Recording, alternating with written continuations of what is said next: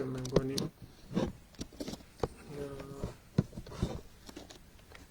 დავიწყოთ. მოკლედ დღევანდელი ჩვენი სასაუბრო თემა არის რომის რესპუბლიკა. გავყვებით წინაზე ჩვენ გავჩერდით მithridat პუნიკურ ომებზე და ეხა ფაქტობრივად უნდა განვაგრძო პუნიკური ომის შემდეგ რა ხდება. პრინციპის შემდეგაც არა ეს პარალელურად მიხილოთ ეს ისტორია, იმიტომ რომ რეალურად ის რაც პუნიკური ომების დროს ხდებოდა ბალკანეთის ტერიტორიაზე, ანუ საბერძნეთის ელინისტური სამყაროს ტერიტორიაზე, პრაქტიკულად იგივე გრძელდება ამ შემთხვევაში ამის ფონზევე გრძელდება პუნიკური ომები. ანუ ერთდროულად მიმდინარე პროცესებია ორივეს აქვს ამ შემთხვევაში ორმხრივი ფრონტი მიმდინარეობს და ორივე ფრონტზე რომი ცდილობს რომ თავისი იმპერიული ძრახები პრაქტიკაში სისრულეში მოიყვანოს, მიუხედავად იმისა, რომ რომმა ვერ მოახერხა ვერანაირად აი ეს რა ქვია რესპუბლიკური იდეის მიუხედავად რომმა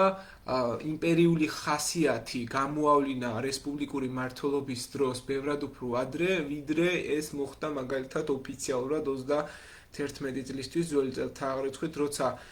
პრაქტიკულად დასრულდა რესპუბლიკური იდეა. და კიდევ უნდა გამოვკვეთოთ, რომ ხანდახან ეშლებათ ხოლმე, რომ ვინაიდან რომი ხასიათით მმართველობით რესპუბლიკური იყო და ანუ ხალხი იყო ძირითადი გარანტი დემოკრატიული მმართველობის, სადაც დიქტატურული ასე ვთქვათ მმართველობა თითქმის არ იყო და მხოლოდ 6 თვიანი ან რამ ერთწლიანი ვალდებულება ჰქონდა კონკრეტულად კონსულ სენატისგან დაკისრებული, რომ აი ეს მიზანი რაც არის, ეს პრობლემა მოაგვარე და მე ისევ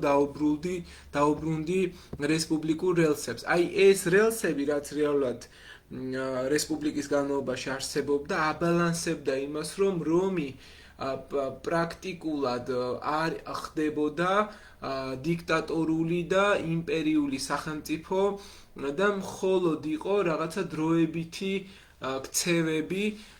იმპერიული ქცევები, რომელიც კონკრეტული ტერიტორიის დამორჩილებისთვის გამოიყენებოდა, მაგრამ რეალურად რომ შევხედოთ სხვისი ტერიტორიის დაპყრობა აღქმული არის უკვე იმპერიულ საზრისად, რაც მაგალითად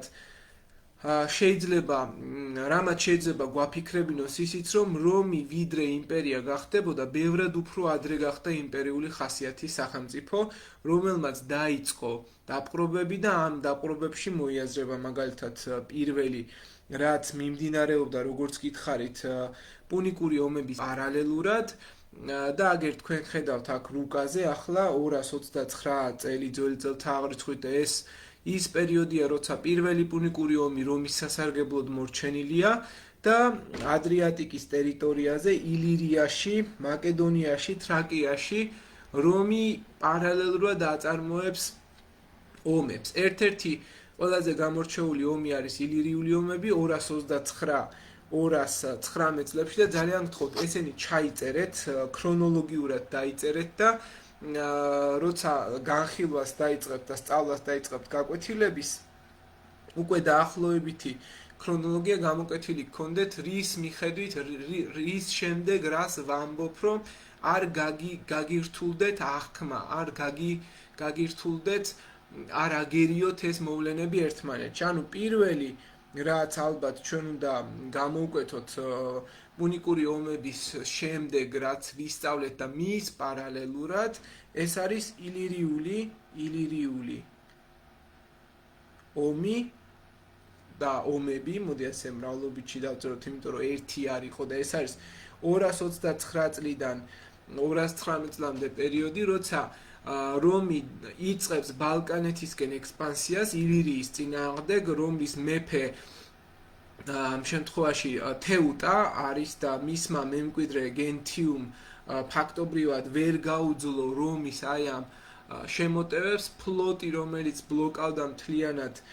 ილირიის მიღმა საზღვაო მიდამოებს და სავაჭრო მომარაგების გარეშე რჩებოდა ილირია ამას ვერ გაუძლო და შედეგად ადრიატიკის სანაპირო მთლიანად რომის კონტროლ ქვეშ მოექცა და ეს იყო პირველი რომაული, ეგრეთ წოდებული ჩარევა ბალკანეთის პოლიტიკაში, როცა ამ სახელმწიფომ პრეტენზიები განაცხადა უკვე მის საკმაოდ შორეულ ტერიტორიებზეც და ეს იყო პირველი წარმატება მეორე პუნიკური ომის დაწყებამდე. მოგეხსენებათ, მეორე პუნიკური ომი დაიწყო 218 წელს და გაგრძელდა 202 წლამდე. ანუ როგორც კი პირველ პუნიკურ ომს მორჩა რომი, მეორე პუნიკური ომი სანამ დაიწყებოდა ილირიული ომი აწარმოა და როგორც გითხარით, მოიგო. მეორე რაც უნდა განვიხილოთ ილირიული ომების შემდეგ, ეს არის მაკედონიის ომები.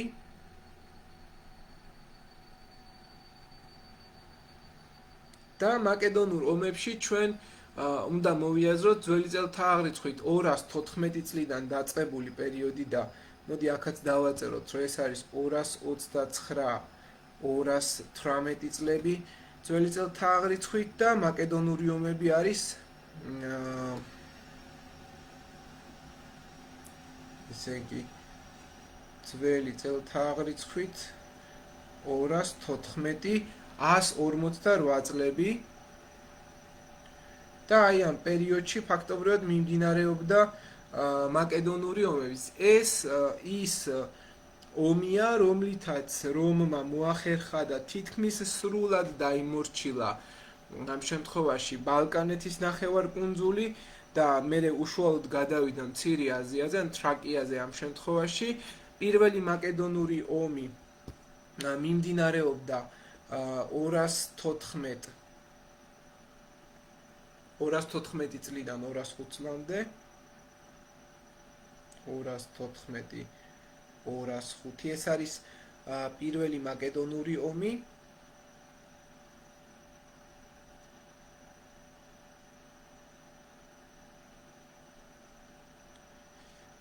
მეორე მაკედონური ომი მიმდინარეობდა 200 წლიდან 196 წლამდე.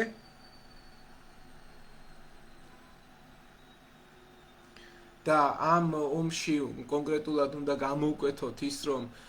გენერალი ტიტუს ფლამინიანე იყო ძირითადად, რომელიც დაამარცხეს მაშინდელ მაკედონიის მეფე ფილიპე მეხუთეს და პირველად გამოცხადდება მეორე მაკედონური ომის შემდეგ საბერძნეთის თავისუფლება, საბერძნეთის გათავისუფლება და მესამე მაკედონური ომი, რომელიც მიმდინარეობდა 171 წლიდან ფაქტობრივად 158 წლამდე და მეოთხეც იყო პრინციპში, რომ მეოთხე ძალიან ისეთი მცირე ხანს იყო და არ გამოკვეთენ ხოლმე ძირითადად, მაგრამ ჩვენ მაინც დავწეროთ, ეს არის ძველი წელთა აღრიცხვით 171 წლიდან 168 წლამდე და ესენი წიგნში არ გაქვს ძალიან დეტალურად ჩაშლილი. თუ სამივე წიგნს ერთად შეაჯერებთ, მაგ შემთხვევაში შეიძლება რაღაცა გამოიკვეთოს, მაგრამ ასეც მაინც არ გაქვთ გამოკეთილი და მესამე მაკედონური ომის დროს რომაელებმა დაამარცხეს პერსევსი პიდნას ბრძოლაში და მაკედონია აი ამ პიდნას ბრძოლის შემდეგ დაიყო 4 რესპუბლიკად. აი დააკვირდით ახლა რუკას, ნახეთ მაკედონიის სამეფო, პიდნა, ეს არის მესამე მაკედონური ომის შედეგი და აი ამ ბრძოლის შემდეგ ოფიციალურად მაკედონიის სამეფო 4 რესპუბლიკად დაიყო. და ბოლო ომი მაკედონური ომი ამ შემთხვევაში, რომელიც აწარმოა რომმა, ეს იყო უკვე 158 წელი. ერთს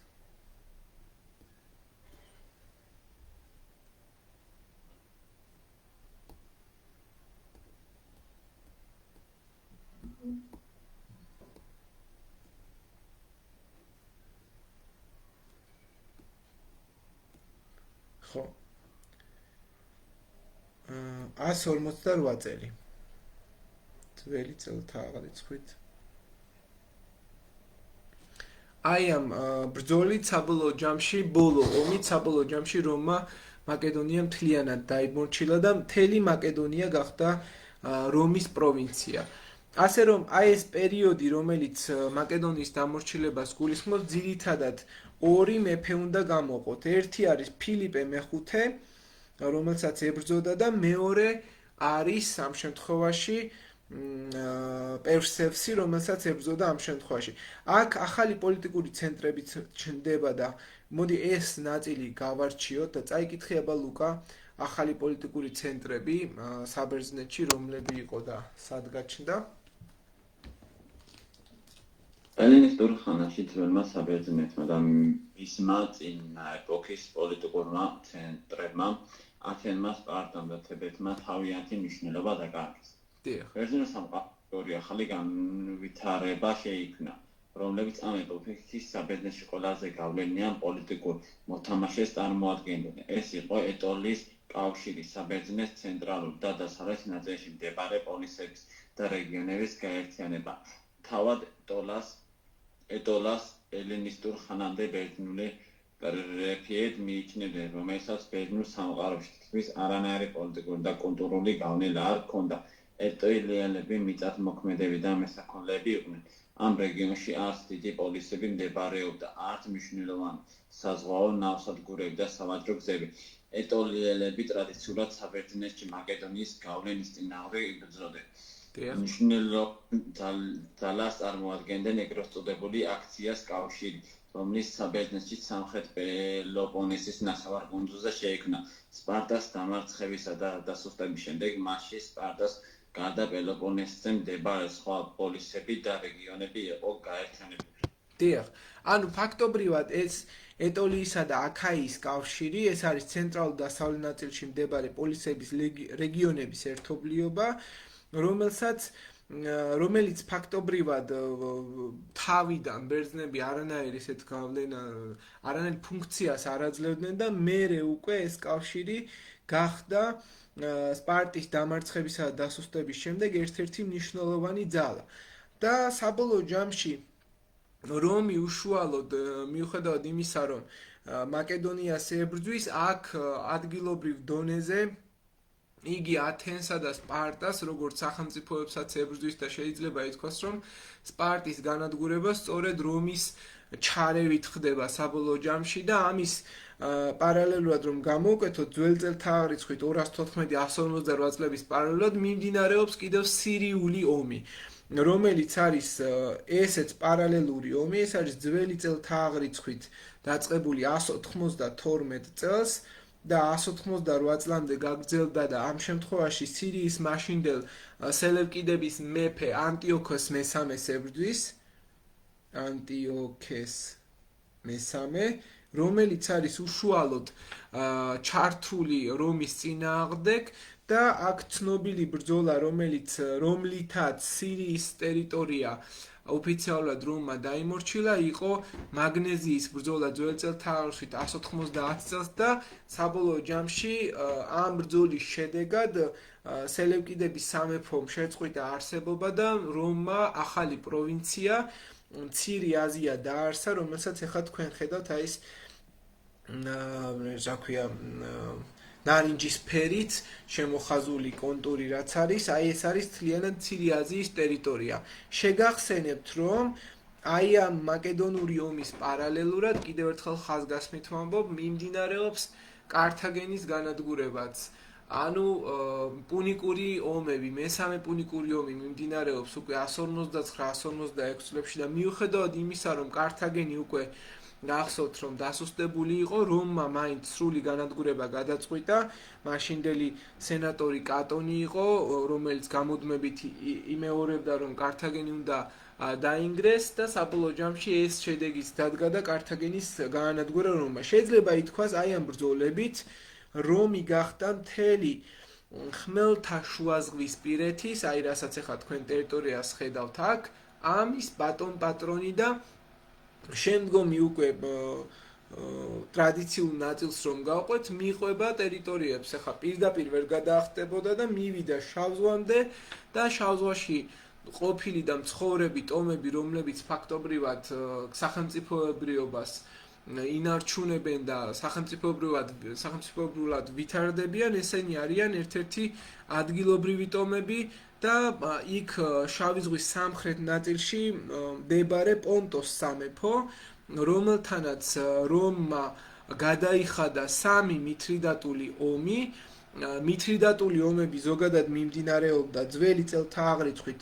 88-82 წლებში. 88-82 წლებში მიმდინარეობდა პირველი მითრიდატული ომი ამ შემთხვევაში, მაგრამ სრულად მითრიდატული ომები მიმდინარეობდა 88 წლიდან 62 წლამდე. ბატონო?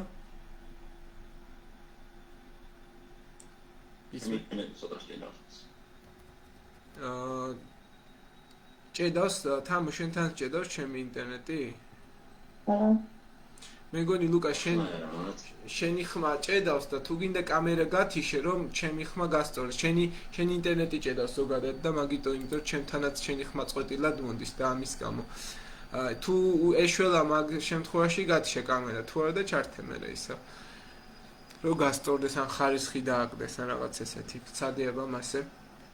კარგი, ანუ მეორე მითრიდატული ომები მიმდინარეობდა ძველი წელთა აღრიცხვით 88 წლიდან 63 წლამდე პერიოდში. აქ მთავარი აქტორი, რომელიც რომს უპირისპირდება, ეს არის მითრიდატე მე-6 ეპატორი, ან პონტოელი, ეპატორი რაღაც ზეწოდება იყო ამ შემთხვევაში და მცხოვრები იგი შავი ზღვის აღმოსავლეთ სანაპიროზე დღევანდელი თურქეთის იმაზე რა ქვია, ჩრდილო-აღმოსავლეთ ნაწილში. დააკვირდით ახლა პონტოს სამეფოს ტერიტორია, დაახლოებით აი ეს არის პონტოს სამეფოს ტერიტორია, რომელიც ყველაზე მედგარ წინააღმდეგობას გაუწევს ალბათ რომს და აქ უნდა გამოიკვეთოს ზოგადად მიზეზი, რატომ მოხდა ამ შემთხვევაში მითრიდატული ომების დაწყება. მიზეზი იყო ის, რომ რომის გავლენები ფართოვდებოდა აზიაში და ადგილობრივი ბატონები,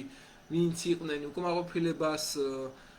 რომის წინააღმდეგ აფიქსირებდნენ და შესაბამისად მითრიდატემ გაწყვიტა კავშირი თავიდან უკვე რომთან და დაიწყო აჯანყება მცირე აზიაში და მოხდა ეს აჯანყების დასაწყისი იყო ეგრეთ წოდებული აზიური საღამო, ანუ ეფესოს საღამოს სახელითაც არის ეს ისტორიაში შესული, როცა მითრიდატე მე-6 ეპატორმა აჯანყება მოაწყო, სადაც 80,000-მდე რომაელი და იტალიელი კოლონისტი მოკლეს და აი ამ პროცესს რომი ძალიან კაცრად შეხვდა და გადაწყვიტა სულა, კი არა და მითრიდატე მე-6 დაესაჯა მაშინდელ ხელმძღვანელს, რომის არმიის ხელმძღვანელს ლუციუს კორნელიუს სულას, რომელიც ფაქტობრივად სათავეში ჩაუდგა მითრიდატულ ომებს და ეს იყო ერთ-ერთი მნიშვნელოვანი დეტალი, ალბათ, რასაც ჩვენ ყურადღება უნდა მივაქციოთ. ეხლა ვინ იყო ლუციუს კორნელიუს სულა და რა ისტორიული ფონი ჰქონდა მას? პირველ რიგში უნდა გამოვყოთ, რომ სულა როცა ასე თქვა ჩართული იყო აი ამ მაშინ რა ქვია პირველ მითრიდატულ ომში, მოახერხებს საკმაო წარმატების მიღწევას პირველ მითრიდატულ ომში, სულას დიქტატურასაც კი შექმნის იმდენად გამორჩეული პიროვნება და განთქმული და ცნობილი პიროვნებად იქცევა და ეს მითრიდატული ომი ისიც უნდა გამოვკვეთოთ, რომ მიმდინარეობს რომში რესპუბლიკის შინაგანი კრიზისის ფონზე. ძველი წელთა აღრიცხვით პირველ საუკუნეში რომში გაღრმავდა ორი ფენის, პატრიციებისა და პლებეების დაპირისპირება და აგრეთვე სენატი უპირისპირდებოდა ლაშქრის ასამბლეას, მათ შორის რაღაცა ძალაუფლებისთვის ბრძოლა მიმდინარეობდა და შესაბამისად ამ შიდა კრიზისში და იმ ფონზე, რომ მითრიდატული ომებიც მიმდინარეობს, ჩართულები არიან ორი პარტიის გამორჩეული ლიდერები. ერთი არიან პოპულარების ინტერესებს იცავს გაიუს მარიუსი, რომელიც არის ხალხის ინტერესების დამცველი და მათ მხარს უჭერს ფაქტობრივად ხალხის ანუ პლებეების უფლებათა დამცველი და პოპულარები ამ პარტიას წარმოადგენენ, ხოლო მეორე პარტია არის ოპტიმატები და ოპტიმატებს, რომელსაც ძირითადად სენატორული არისტოკრატია და მათი ლიდერი ლუციუს კორნელიუს სულა უდგას სათავეში, ესენი ერთმანეთს ებრძვიან. ეს არის ფაქტობრივად პირველი სამოქალაქო ომის პერიოდი რომში და ამ დროს სულა იწყებს აღმავლობას, სულა წარმოადგენდა ძალიან მაღალი არისტოკრატიას, თუმცა სამხედრო კარიერა მაინც მოიპოვა მან ნუმიდიასთან კონფლიქტში და შემდეგ პირველ მითრიდატულ ომში 88-95 წლებში და შეიძლება ითქვას, რომ ეს პირველი მითრიდატული ომი გახდა სულასთვის ერთ-ერთი ყველაზე გამორჩეული ამ შემთხვევაში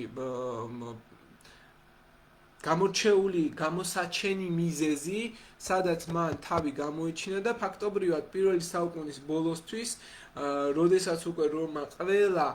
აღმოსავლეთ ხმელთაშუაზღვისპირეთში ტერიტორიაზე დაამყარა თავისი კონტროლი, მაკედონია, საბერძნეთი, აზიის დასავლეთი ნაწილი, ბითინიის სამეფო და ეს ის ბითინიის სამეფოა, რომელსაც წინა ამაზე შეხვედრაზე ჩვენ ვისაუბრეთ და გაგახსენებთ, რომ ბითინიის სამეფო პრუსიას ყავდა შეფარებული თავისთან ჰანიბალი, რომელმაც მე 183-182 წლებში თავი მოიკლა და ეს ნაწილი, რომელსაც მცირე აზიის ნაწილი, რომელსაც უკვე პონტოს სამეფო ერქვა და მითრიდატე მე-6 ევპატორი მართავდა და მითრიდატე, რომელიც იყო ენერგიული, განათლებული, ძალიან სასტიკი მმართველი, რომელსაც ზძულდა რომაული ბატონობა აღმოსავლეთში და მისი მიზანი იყო, რომ მცირე აზიის, ბალკანეთის ნახევარკუნძულის, შავი ზღვის რეგიონის ამ შემთხვევაში და ერთიანი ელინისტური ამ ტერიტორიებზე ერთიანი ელინისტური სახელმწიფო შექმნა იყო და რაც ყველაზე მთავარია, მას უნდა რომისგან თავისუფალი გარემო შეექმნა და ომის მიზეზი იყო ის, რომ რომი მოითხოვდა გადასახადებსა და ვალს აზიის პროვინციებისაგან, რაც ადგილობრივ მოსახლეობას ძალიან ძიმე დაწვებოდა და ვერ იხდიდა ეს ადგილობრივი მოსახლეობა მცირე აზიაში, განსაკუთრებით ამ ტერიტორიაზე ამდენ გადასახადს. კიდევ უნდა გამოიკვეთოს, რომ ბითინიის მეფე ძველი წელთა აღრიცხვით 88 წელს გარდაიცვალა. ბითინიის მეფე, რომელსაც ნიკომედე ერქვა, თავისი სამეფო მთლიანად რაც დარჩა ანდერჩი დაწერა, რომ ჩემი სამეფო რომს ეკუთვნის მთლიანათო და მითრიდატემ ეს აღმოსავლეთისადმი აგრესიად მიიჩნია და კიდევ ერთი დეტალი, რაც უნდა გამოიკვეთოს, ალბათ ის არის, რომ რომში პონტოში არსებობდა ანტირომაული განწყობები ადგილობრივ ელინისტურ ქალაქებში და შეგახსენებთ, რომ ელინისტური ქალაქები არის ბერძნული ქალაქები, გაჩნდა სიძულვილი რომაელი მოხელეებისა და მონოპოლისტებისადმი, რომელიც ძალიან თვითნებობდნენ და მარტო ფულის მიღებაზე იყვნენ ორიენტირებულნი და ამ ყველაფერმა გამოიწვია მითრიდატული ომის დაწყება. თვითონ მითრიდატესაც ჰქონდა ამბიცია, სურდა შურისძიება ამ ყველაფრის გამო, რასაც ზოგადად რომი აკეთებდა თან რესპუბლიკურ ჭრილში და ეს შურისძიება ფაქტობრივად ამ შურისძიების მიზანი იყო მცირე აზიიდან რომაელების განდევნა და შეიძლება ითქვას, რომ 88 წლისთვის მითრიდატემ წამოიწყო ფართომასშტაბიანი შეტევა, დაიპყრო ბითინიის ტერიტორია და რომის აზიური პროვინციები, ანუ პრაქტიკულად ეს ნაწილი მთლიანად, რასაც ახლა თქვენ რუკაზე ხედავთ, გადავიდა თავიდან მითრიდატეს ხელში, აიღო ქალაქი ეფესო, გამოსცა ბრძანება, რომლის მიხედვითაც ყველა რომაელი იტალიელი აზიაში უნდა მოკლულიყო და ეს როგორც წეგან გითხარით, იყო ეფესოს საღამოს სახელი ცნობილი ან აზიური საღამო, ასეთ შეიძლება მოვიაზროთ, სადაც 80,000-მდე რომაელი და იტალიელი კოლონისტი დაიღუპა და ეს ფაქტი იყო შოკის მომრგველი რომისთვის და შესაბამისად ამას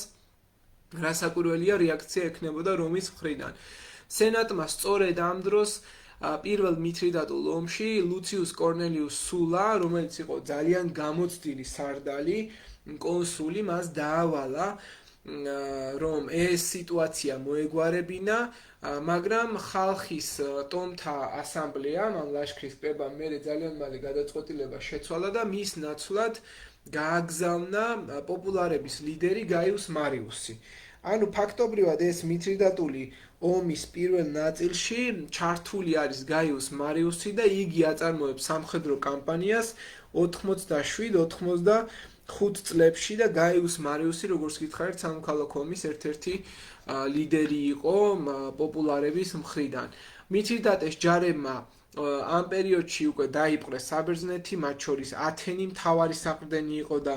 აგერ თქვენ ხედავთ უკვე სიცხლით და ტანჯვით აღებული რომაელების მიერ მაკედონიის სამეფო და ბალკანეთი, სწორედ აქ მითრიდატე მე-6 ფაქტობრივად მთელ ქალაქებს დაიმორჩილებს და სულა კორნელიუს სულა ალყაში მოაქცევს ათენს, მას შემდეგ რაც ქალაქში შიმშილი დაიწყება და ძველი წელთა აღრიცხვით 86 წელს როგორც იქნა მითრიდატეს მიერ აღებულ ათენს ისევ ხელში უკან დაიბრუნებს რომი. მერე ამას მოჰყვება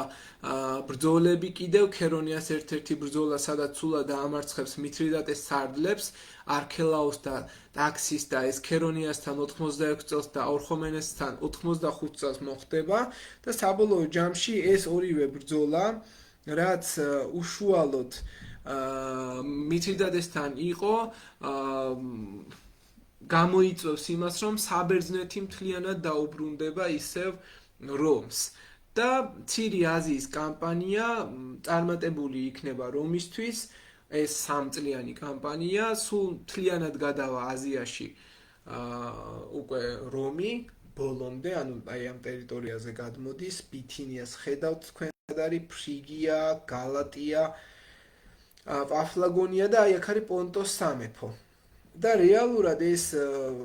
აი აქ გადმოვიდა უკვე ბოსფორის სრუტეზე რომი და დაიწყო უკვე ამ ტერიტორიების სამ შემთხვევაში დაპყრობაც და 85 წელს ამ ყველაფრის ფონზე, როცა უკვე მითრიდატე ათენს დაკარგავს და ორ ბრძოლაში დამარცხდება, იძულებული გახდება, რომ მან გააფორმოს დიონისში ზავი და 85 წელს პირველი მითრიდატული ომი დასრულდება დიონისის ზავით და მითრიდატე ამ ყველაფრის ფონზე თმობდა ყველა დაპყრობილ ტერიტორიებს, ბრუნდებოდა პონტოს მეფედ და რომის ვასალად და გადაიხდიდა დიდი ოდენობის კონტრიბუციას და მისცემდა მთლიანად ფლოტს რომს და აზიის ქალაქები სრულად გადადიოდნენ რომის კონტროლ ქვეშ, რაც პირველი მითრიდატული ომის ფონზე ძალიან ესეთი მნიშვნელოვანი და გამოსაკვეთი დეტალია და ეხლა ნახეთ რა ხდება ამ ფონზე, როცა უკვე ფაქტობრივად სულა, რომელიც ჩართულია ამ პროცესში და საკმაოდ ცნობილი ადამიანი ხდება, უკვე იგი იწყებს აქტიურად მმართველობას და მისი დიქტატურა მყარდება იმ ფონზე, როდესაც უკვე პირველი მითრიდატული ომი დასრულდება და აქ უნდა გამოიკვეთოს სულას აღმასვლა, რომელიც როგორც წეღან გითხარით, იყო მაღალი არისტოკრატიის წარმომადგენელი, სამხედრო კარიერა ნუმიდიაში მოიპოვა და პირველ მითრიდატულ ომში სახელი გაითქვა და როდესაც სენატმა მის ნაცვლად ბრძოლის უფლება გაიუს მარიუს გადასცა, აი ეს არ მოეწონა მოკლედ თავიდან და გადაწყვიტა, რომ უშუალოდ დაპირისპირებოდა ამ შემთხვევაში გაიუს მარიუს და მოგვიანებით იგი გაიქცა აღმოსავლეთში და მითრიდატეს წინააღმდეგ გამარჯვების შემდეგ დაბრუნდა იტალიაში, სადაც ომში დაამარცხა პოპულარები და საბოლოო ჯამში მაინც აიღო ხელისუფლება სათავეში. ან ხელისუფლების მაინც მოვიდა ხელისუფლების სათავეში. ანუ ამით იმის თქმა მინდა, რომ სულა თავიდან ბრაზდება მარიუსზე, ვინაიდან მარიუსის დაევალა პირველ მითრიდატულ ომზე ხელმძღვანელობა, მერე გაიქცევა აღმოსავლეთში და წარმატებას მიაღწევს სენატისგან დამოუკიდებლად და მერე ისევ რომში ბრუნდება,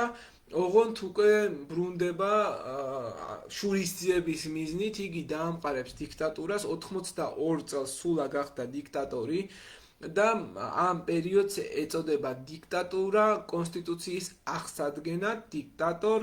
ლეგიბუს სკრიბუნდის et republicae constitutem causa, ასე შეიძლება მოვიაზროთ ამ შემთხვევაში ეს პერიოდი 82 წლიდან 79 წლამდე და ეს არის ფაქტობრივად პირველი სამოქალაქო ომი რომში, როდესაც უშუალოდ დაიწყო სულამ რეფორმების გატარება. კონკრეტულად რა მიზანი ჰქონდა ახლა სულას და გამოვკვეთოთ, პირველი მიზანი იყო, რომ მას სენატის ძალაუფლების აღდგენა უნდოდა და რესპუბლიკური წესრიგის გამყარება. მან სენატის წევრთა რაოდენობა 300 ადამიანიდან გაზარდა 600-მდე, შეცვალა სასამართლო ხელისუფლება, გადასცა მხოლოდ სენატორებს და სენატორები გახდნენ შეიძლება ითქვას ერთდროულად კანონმდებლებით და თან მოსამართლეებიც, შეამცირა ხალხის უფლებები და ეს რეფორმები მოდი პრინციპში შეგვიძლია ჩამოვწეროთ. რეფორმები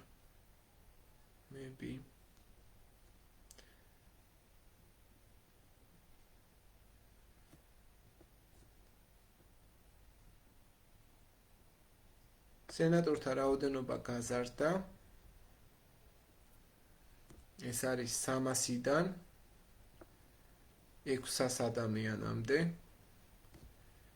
შექმნა სასამართლო ხელისუფლება.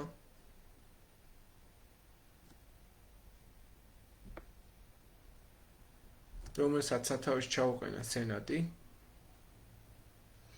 ასევე ტრიბუნთა უფლებები შეამცირა, ტრიბუნები იყვნენ სახალხო პლებეების დამცველები.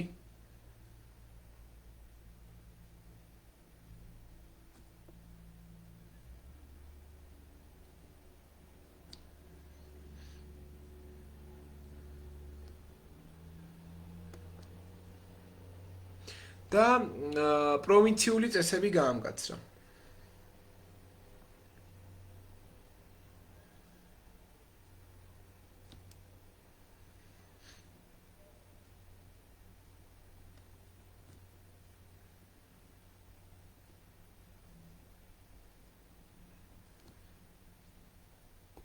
ხო, ეს არის ძირითადი რეფორმები, რაც მან დიქტატურის პირობებში დაამყარა და ეს არის ამ შემთხვევაში პოლიტიკური რეფორმები. აქვე შეგვიძლია ჩამოვწეროთ ჩვენ სოციალური რეფორმები, რაც უშუალოდ ხალხის, ანუ პლებეების წინააღმდეგ იყო მიმართული და მაგალითად ერთ-ერთი არის, რომ გაიუს მარიუსის მომხრეებს ჩამოართვა მიწები.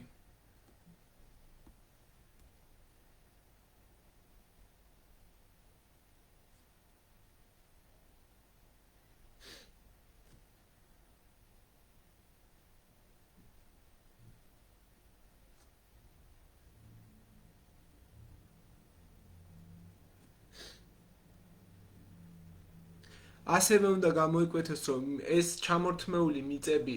გადასცა ოჯახებს, ანუ მარიუსის მოწინააღმდეგე ოჯახებს და საკუთარ ვეტერან ჯარისკაცებს, ლეგიონერებს და გამოსცა პროსკრიფციები.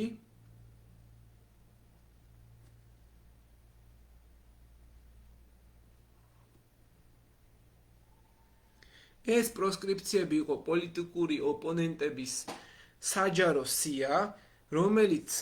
გამოაკრა ფორუმზე და ამ სიაში ეწერა მარიუსის მომხრეთა სახელები და ვინც მათ მოკლავდა, საკმაოდ დიდ ფინანსურ სარგებელს იღებდა. შესაბამისად, აი ამ პროსკრიფციებმა შედეგები გამოიღო, სრულებით შეცვალა რომში პოლიტიკური რეალობა და სულ ამ დროებით დაამყარა, შეიძლება ითქვას 82-დან 79 წლამდე პერიოდში სენატორული დიქტატურა, აღადგინა არისტოკრატიის უფლებები, პირველად რომ მის ისტორიაში, ფაქტობრივად რესპუბლიკის ისტორიაში დაირღვა ბალანსი რესპუბლიკური და ეს ყველაფერი ალბათ თუ გაგრძელდებოდა, შეიძლება პლებეების უფლებები საერთოდ გამქრალიყო, მაგრამ 78 წელს ეს რეფორმები სწრაფად გაუქმდა, ხალხმა აღიდგინა ტრიბუნების უფლებები, მიზეზი ამისი კი იყო, რომ სულა 82 წელს თავადვე მოხსნის თავისივე დიქტატურას და ერთ წელიწადში გარდაიცვლება. ამ ყველაფრის მოგვარება დაევალება სამხედრო ლიდერებს პომპეუს, კრასუს და კეისარს და მომავალში ისინიც იგივე გზით აღმოჩნდებიან სხვათა შორის ხელისუფლებაში და ისინიც იგივე გზით მოვლენ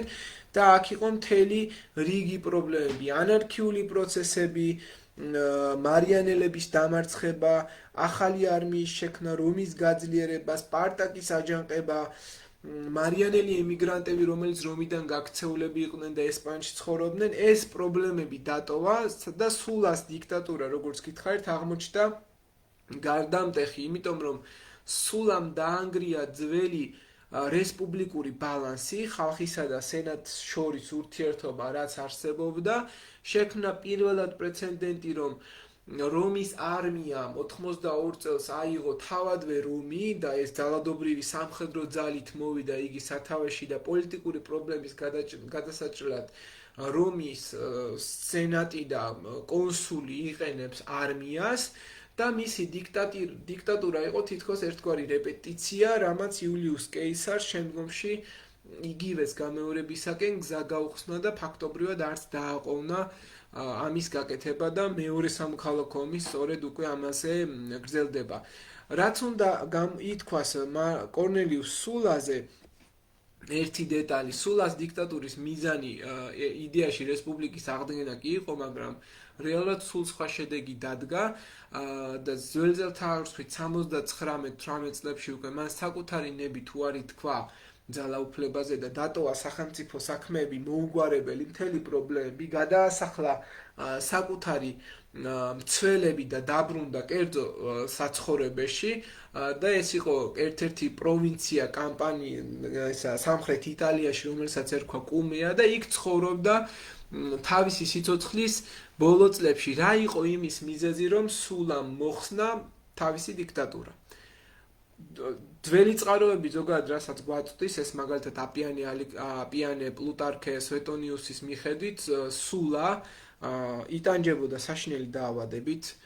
და ყველაზე გავრცელებული ვერსია რაც სულასთან დაკავშირებით ვრცელდება, ეს არის ის, რომ მას მძიმე წყლულოვანი დერმატიტი, რაღაც კანის ინფექცია ჰქონდა, ალბათ რა ვიცი, სკროფულა ან რაღაცა პარაზიტული ინფექცია და ამის გამო იგი ძალიან იტანჯებოდა და თან ახლდა მას მთელ სხეულზე სისხლიანი წყლულები, რაღაცა სისხლდენა, ულპებოდა ხორცი და მუდმივი ტკივილი იყო და პლუტარქე იმასაც კი წერს, რომ სხეულიდან გამოდიოდაო ჭუჭყიანი სითხე და რაღაცა ჭიების ცავსე ის იყო და იქ ვინც იყო იძულების წესით ვერ ეგუებოდა სულას ასეთ მდგომარეობასო, ისეთ დღეში იყო საბოლოო ჯამში სულა თავისი სიკვდილის ბოლო წლებში და ეს დაავადება იმდენად მძიმე იყო, რომ თანამედროვე მკვლევრები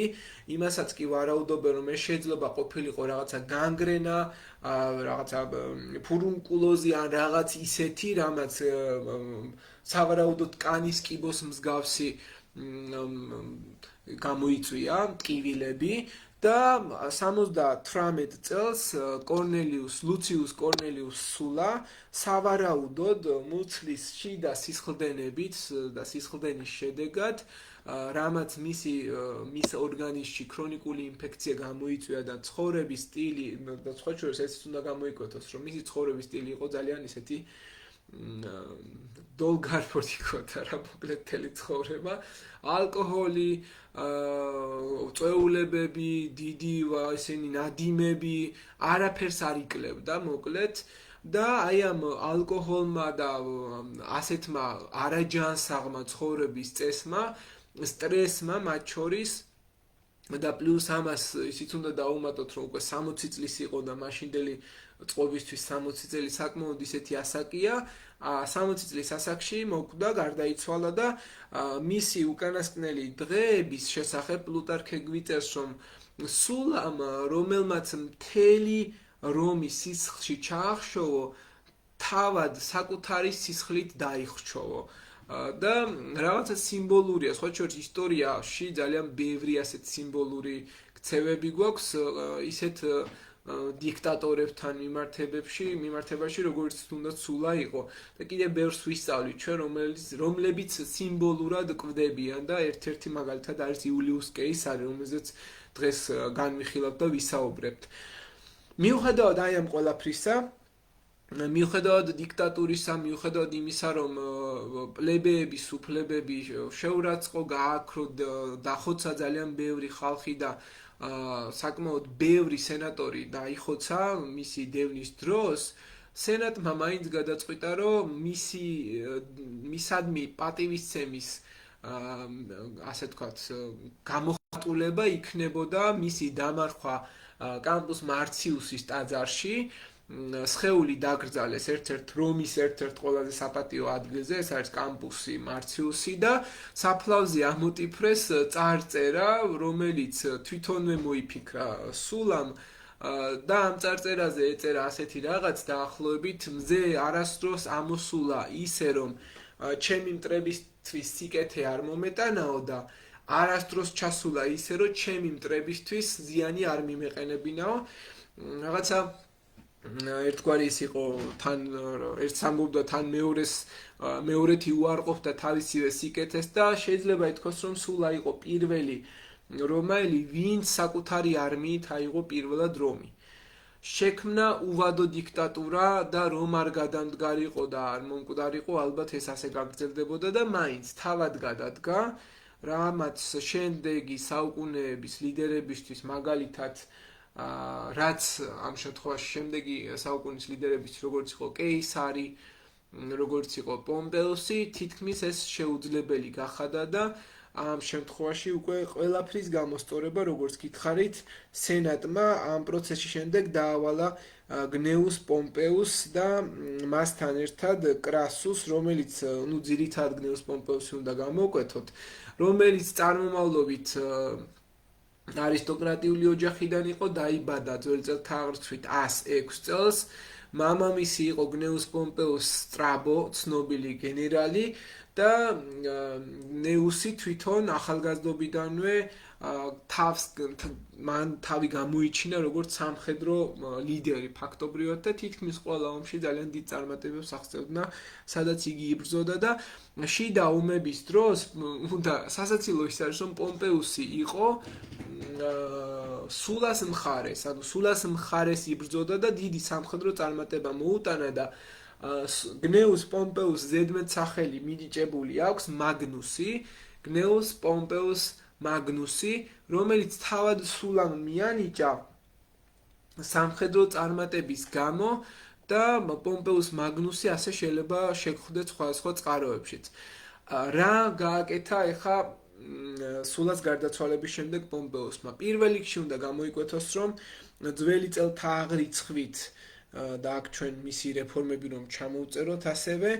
ძველი წელთაღრიცხვით 82-80 წლებში დაამარცხა მარიანელები, ანუ ეს არის მარიუსის მომხრეები სიცილიაში და აფრიკაში აწარმოა კამპანია და შეგახსენებთ რომ ეს ის პერიოდია როცა ჯერ სულას დიქტატურა დამყარებულია ეს ნიშნავს იმას რომ გნეუს პომპეუსი სულას ასე ვთქვათ მფარველობით მოქმედებს და იგი აღადგენს სწორედ დასავლეთ რომის პროვინციებზე კონტროლს მან დაამარცხა ესე იგი მარიუსის მომხრეები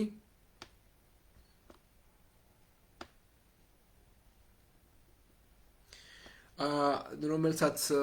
ესპანეთში ჰქონდა დედაქალაქი ოსკა და იქ ტერიტორია მთლიანად გაათავისუფლა მათგან ასევე 70-71 წლებში ძველი წელთაღრიცხვით სპარტაკის აჯანყებას ჩაუდგა სათავეში და აჯანყებას ძირითადად თავიდან კრასუსი ხელმძღვანელობდა, მაგრამ პომპეუსი დაბრუნდა ესპანეთიდან და საბოლოო დარტყმა მიაყენა აჯანყებულებს, რითაც დიდწილად უნდა ითქვას, რომ მიითვისა აჯანყება და ასევე ხმელთაშუა ზღვაში მეკობრეები, კილიკიელი მეკობრეები დაამარცხა და ბოლო მითრიდატული ომები აწარმოა მან 66 წელს მან დაამარცხა მითრიდატე მე-6 ევპატორი დაასრულა მითრიდატული ომები შემდგომ პონტოს სამეფოს მეზობლები ვინც იყვნენ ამ შემთხვევაში ქართლი, სომხეთი და ალბანეთი რომელიც პონტოს მოკავშირეები იყვნენ 65-73 წლებში ისინიც დაიმორჩილა და დაამარცხა და აქ უნდა გამოიკვეთოს მითრიდატე ევპატორის მითრიდატე მე-6-ის ტრაგიკული სიკვდილი, იმიტომ რომ მითრიდატემაც ისევე როგორც ჰანიბალმა იცოდა ტრიუმფის რა არის რომში ტრიუმფის იდეა როგორ დაატყვევდნენ ამ ადამიანებს შემოატარებდნენ და მითრიდატე მე-6 ევპატორი იყო პონტოს სამეფოს ყველაზე ცნობილი გენერალი, გამორჩეული ლიდერი და ეხა მისი დაჭერა ტყვედ ჩაგდება რომისთვის იქნებოდა და მით უმეტეს პომპეუსისთვის იქნებოდა ძალიან ისეთი იდეა ამ შემთხვევაში, დიდებული იდეა და ამიტომ უკანასკნელი ბრძოლა, რომელიც ბოსფორის სამეფოში დღევანდელი ყირიმის ტერიტორიაზე მიმდინარეობდა, სადაც მისი შვილი ფარნაკე მეორე მართავდა ამ შემთხვევაში ჯარს და იყო ჩართული, ხო, და მიუხედავად აი ამ მძიმე მდგომარეობისა და აქ ერთი უნდა გამოიკვეთოს, ფარნაკე მეორე რომის მოკავშირე იყო და საკუთარი შვილი წააქეზეს მითრიდატეს წინააღმდეგ და მითრიდატე არ ნებდებოდა, ამზადებდა ახალ გრანდიოზულ გეგმას, ახალი არმიის შექმნა, იქ სკვითების და სარმატების დახმარებით უნდოდა რაღაცა მაინც მოეგო, მაგრამ მისი ჯარი იყო ძალიან გადაღლილი, შვილები, რომლებიც მამამისში ძალიან შიშს ხედავდნენ, შეთქმულება მოუწყვეს საბოლოო ჯამში და მისმა შვილმა უღალატა. მითრიდატეს ერთგულმა ოფიცრებმა აცნობეს, რომ მისი ვაჟი ფარნაკე აჯანყდა და მოითხოვდა ტახტი რომის მხარდაჭერით მისთვის გადაეცათ, რაც ახლა წარმოიდგინეთ მამისთვის როგორი დიდი ტრაგედია იქნებოდა. სცადა თავდაცვა, მაგრამ მალევე მიხვდა, რომ ყველა გარშემო მყოფი ერთგული ადამიანი მტრად იქცა და მისმა ჯარისკაცებმა საბოლოო ჯამში უარი თქვეს ნებისმიერი ბრძოლის გაგრძელებაზე. ქალაქმა პანტიკაპეონმა, რომელიც იყო ბოსფორის დედაქალაქი, დახურა კარი და მითრიდატე აღმოჩნდა სრულ იზოლაციაში, აღარც მეგობრები ყავდა, შვილმა ფარნაკემ უღალატა და რომის მხარეს გადავიდა ყირიმში, ამ შემთხვევაში ბოლო ბრძოლაში და ჯარის გარეშე დარჩა და მითრიდატემ გადაწყვიტა, რომ ტყვედ არ ჩავარდნილიყო, არ იქნებოდა რომაელთა ტრიუმფის ნაწილი, როგორც ადრე მაგალითად ვერცინგეტორიქსმაც თავი მოიკლა, როგორც ჰანიბალმა თავი მოიკლა ამ შემთხვევაში, იმიტომ რომ ეს რომაული ტრიუმფი არის ძალიან სასტიკი რაღაც, ამაზე ცოტა მოგვიანებით ვისაუბროთ და მისი ბოლო წუთები ანტიკურ ავტორთა თხრობაში, კერძოდ აპიანეს, პლუტარქესა და იუსტინეს მიხედვით არის ძალიან ისეთი ტრაგიკული. მან სცადა სხვათა შორის თავის მოწამლა და სასმელს მიაყოლა ძალიან დიდი დოზით შხამი, რომელსაც ბავშვობიდან იღებდა მცირე რაოდენობით, რათა ნებისმიერი შეთქმულების დროს ვინმე თუ მის მოწამლას დააპირებდა დაცული ყოფილიყო და ბავშვობიდან შხამს იღებდა. ეს პრაქტიკა ცნობილია როგორც მითრიდატიზმი, ასეთი მით არის ცნობილი და ვინაიდან ეს ამ შხამმა არ იმოქმედა და პატარ-პატარა დოზებით მიღებულმა შხამებმა ბავშვობის იმუნიტეტი გამოუმუშავა, მისი ორგანიზმი ძალიან გამძლე აღმოჩნდა როგორც ასეთი და მის ერთგულ მას რა ქვია, ცველს, აი ფოტოზე ხედავთ თქვენ, მიმართა გალური წარმოშობის მცველი, რომელსაც ბიტომაროსი ერქვა სახელად და ბიტომაროს უბრძანა, რომ მომკალი როგორც მეფე და არა როგორც ტყვე. ეს იყო მისი ბოლო სურვილი და ბიტომაროსმა ითქვა აი ამ ბრძანების შესრულებაზე, მაგრამ მითრიდატემ, ვინაიდან ბიტომაროსმა ეს ბრძანება არ შეასრულა, ამოიღო თვითონ ხმალი და გულში მიაძგერა ამ შემთხვევაში და საბოლოო ჯამში ღირსეულად შეიძლება ითქვას, ღირსების მქონე ელინისტი მეფე, რომელიც არც დანებებას არც დამარცხებას დანებდა, არც ღალატი იწვნია და მიიღო ბოლომდე და ბრძოლა არ შეწყვიტა და არ დანებებულა ბოლომდე, თავი მოიკლა და თვითმკვლელობით დაასრულა. მისი გვამი გადასცეს პომპეუს, რომელმაც იგი გადაასვენა სარდაფში და ძალიან დიდი პატივით დაკრძალა სინოპში, პონტოს ძველ დედაქალაქში და რომაელებმაც კი მითრიდატე მეექვსე ეპატორის სიდიადეს და როგორც სამხედრო ძლიერ სტრატეგოს პატივი მიაგეს და პომპეუსმა ბრძანა, რომ მისადმი ნებისმიერი დამცინავი სცენები, რომელიც ფაქტობრივად უნდა მომხდარიყო და ჩაეტანათ ტრიუმფში განსხვავებით სხვა დამარცხებული მეფეებისგან, არ განხორციელდებოდა და ფაქტობრივად მითრიდატე მეექვსემ შეიძლება ითქვას, რომ ისტორიულ შეფასებაში დაიმსახურა ძალიან ესეთი საინტერესო ადგილი რომის ისტორიაში. მითრიდატე იყო ამ ნაწილში ჩემი აზრით ერთდროულად ბრძენი მმართველი, სასტიკი თან ძალიან მისი სიკვდილი პონტოს სამეფოს იმპერიული აღსასრულის წინაპირობა იყო. 30 წელი იბრძოდა რომთან და მხოლოდ საკუთარი ხმლით და სისხლით დამარცხდა და ფაქტობრივად რომს არ დაუმარცხებია და მთავარი ტრაგედია ალბათ მაინც ვფიქრობ მითრიდატეს პიროვნებაში არის ის, რომ მისმა შვილმა მოკლა ფაქტობრივად და ეს სიმართლე გითხრათ პლუტარქე და იუსტინეც ამას აღწერს, რომ მისი შვილის ღალატი უფრო იყო მისი მარცხიო, ვიდრე რომთან ნებისმიერ წაგებული ბრძოლაო და მისი შვილის ღალატმა რომის წაქეზებით ფაქტობრივად რომელმაც ტახტი მოსთხოვა და ბრძოლაში უღალატა, მოკლა და შეიძლება ითქვას, რომ მითრიდატე იყო ბოლო ელინისტი ლიდერი, რომელიც ცდილობს პოლიტიკურ, კულტურულ დამოუკიდებლობის შენარჩუნებას რომის გან დამოუკიდებლად, მაგრამ ბოლომდე ამას საბოლოო ჯამში ვერ ახერხებს. ხო, ამის ფონზე რასაც გნეუს პომპეუსი ფაქტობრივად ახერხებს მითრიდატესთან ომში, უნდა დავამატოთ ისიც, რომ გნეუს პომპეუსი თავისი მიზნის გარდა, რაც პონტოს სამეფოს დამორჩილებას მოიაზრებდა, იგი ერთვება პონტოს სამეფოს მეზობელი სახელმწიფოს დამორჩილებაში და ერთ-ერთი ალბათ ეს არის გამოსაკვეთი დიდი არმენია, რომელსაც ტიგრანი ედგა სათავეში და ეს ქალაქი მაგალითად ტიგრანაკერტი, რომელსაც თითქმის 10 წლის განმავლობაში აშენებდა ტიგრანი, გახსნის დღეს პომპეუსი მივიდა და ეს ქალაქი მთლიანად დაანგრია. გნეუს პომპეუსმა ასევე ილაშქრა ქართლშიც და ქართლში ლაშქრობისას უნდა გამოიკვეთოს, რომ არტაგი იყო მაშინდელი ქართლის მეფე და 10,000-მდე დაიღუპა და 9,000-მდე ტყვედ ჩავარდა და ფაქტობრივად ქართლის სამეფოს შემდეგ არქეოპოლისში გადავიდა გნეუს პომპეუსი და შემდგომ ფოთის პორტიდან, ფოთის ტერიტორიიდან, დასავლეთ კოლხეთიდან იგი გაბრუნდა გემით ტრიუმფატორი,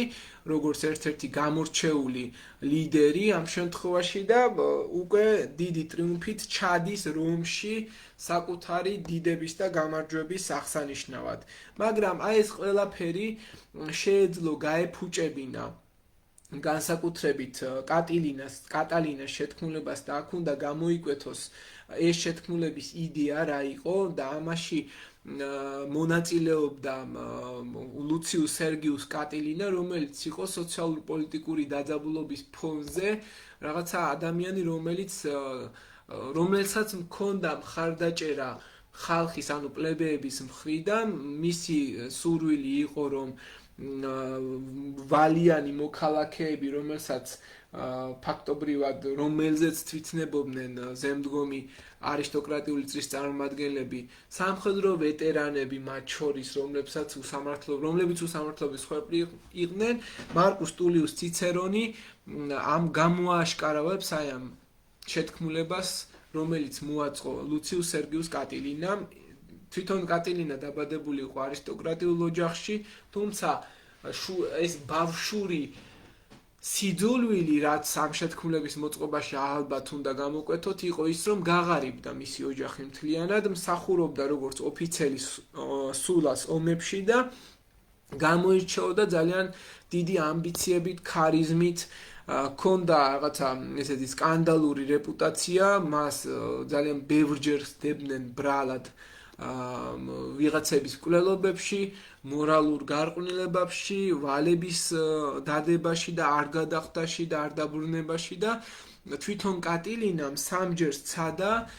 კონსულად არჩევა, მაგრამ ყველა ჯერზე დამარცხდა. განსაკუთრებით ცნობილი დამარცხება იყო 63 წელს, როცა მარკუს ტულიუს ციცერონმა, რომელსაც სხვაგვარად homo novus-საც, ახალ ადამიანსაც უწოდებენ, არისტოკრატითა წრიდან არჩეული პოლიტიკოსი,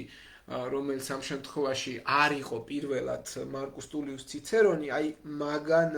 გააბოროტა და მანვე მარკუს ტულიუს ციცერონს თვითონ ჰქონდა ძალიან ისეთი უნარები და თვითონ კონსული ციცერონი გამოირჩეოდა დაზვერვითი სიფრთხილით და ძლიერი დაზვერვა ჰყავდა მას გარშემო და მას აცნობეს, მიაწოდეს ინფორმაცია, რომ გაიუს კურუსი, რომელიც კატილინას ერთ-ერთი წრის წარმომადგენელი იყო, გაიუს კურუსი კატილინას თანამძრახველი იყო და ის უღალატებს მარკუს ტულიუს ციცერონს ყველა დეტალს, აჯანყების დეტალს მოუყვება და აქ ძალიან საინტერესო ისტორიული რაღაც თქვა მარკუს ტულიუს ციცერონმა და დაუყოვნებლივ მიმართა სენატს და წარმოთქვა თავისი ცნობილი 4 ორატორული გამოსვლა კატილინარე, რომელსაც ასე შეიძლება უწოდოთ კვესკვე ტანდემ აბუტირე, რაც ნიშნავს როდემდე უნდა დაგვაბრმავო კატილინა პატიენტე ნოსტრე. ანუ როდემდე უნდა დაგვაბრმავო კატილინა, ანუ ჩვენს მოთმინებასაც ხო საზღვარი აქვს, რაღაც ესეთი თარგმანია ფაქტობრივად და ამას სხვათა შორის სენტენციური ხასიათი აქვს, როცა ადამიანი ხვდება რომ ვიღაც მის წინააღმდეგ შეთქმულებას აწყობს, თან იცი რომ ეს შეთქმულება რომ შენს წინააღმდეგ არის მიმართული და შესაბამისად მარკუს ტულიუს ციცერონი ამას ხშირად ამბობდა და როდემდე უნდა დაიბრმავო თავი და ჩვენს მოთმინებასაც საზღვარი აქვს კატილინა. საბოლოო ჯამში ამ სიტყვებით ამხილა მარკუს ტულიუს კიკერომ შეთქმულება ჩაიხშო, ციცერონმა დედაქალაქშივე დააკავა ყველა კატილინას მომხრეს შეთქმულების ლიდერები, მათ შორის რომლებიც ლენტულუსი და ცეგუტუსი იყვნენ ძირითადად და სენატმა დაამტკიცა სასჯელი,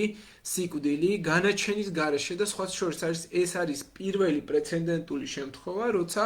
სენატი არათუ სასამართლოს აწყობს ვინმეს მიმართ, ეხა ისეთი ცნობილი დამნაშავების მიმართ მოუწყვია სასამართლო და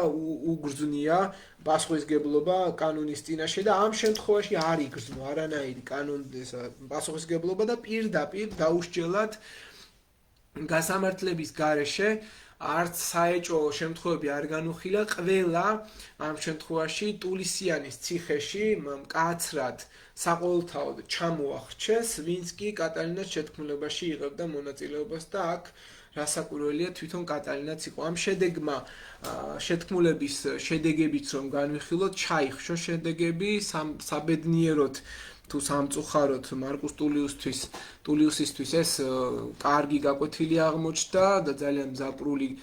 გეგმები ფაქტობრივად მას რაც ჰქონდა ამის განხორციელებაში ამ შეთქმულების გამოაშკარავება დაეხმარა და ერთ-ერთი ის იყო რომ მას მიანიჭეს პატერ პატრია, სამშობლოს მამა ასე უწოდეს და შეიძლება ითქვას რომ მერე უკვე რომში იწყება კატალინას შეთქმულების დასასრულს სამთავიანი ურჩხულის, ანუ პირველი ტრიუმვირატის არსებობა. ეხლა რა იყო პირველი ტრიუმვირატი და ამ შემთხვევაში ვინ არიან აქ წარმოდგენილნი? პირველი ჩვენ ბევრი ვისაუბრეთ გნეუს პომპეუს მაგნუსზე, რომელიც უკვე იცით ვინ არის, სულას ერთ-ერთი მხარდამჭერი. მეორე არის მარკუს ლუციუს კრასუსი და ამ შემთხვევაში არ იქნება ურიგო რომ ჩვენ მარკუს ლუციუს კრასუსზე ცოტა მეტი დეტალი გავიგოთ მის წარმომავლობაზე და ადრეულ წლებზე. კრასუსი დაიბადა რომში ძველი წელთაღრიცხვით ესა 115 წელს და რაც ყველაზე გამოკვეთილი და გამოსაჩენია, იგი იყო პატრიციათა ოჯახში დაბადებული, მისი ოჯახი ცნობილი ლიცინიუსების გვარიდან იყო, ძველი არისტოკრატიული გვარი იყო და მამა პუბლიუს ლიცინიუს კრასუსი იყო ცნობილი კონსული და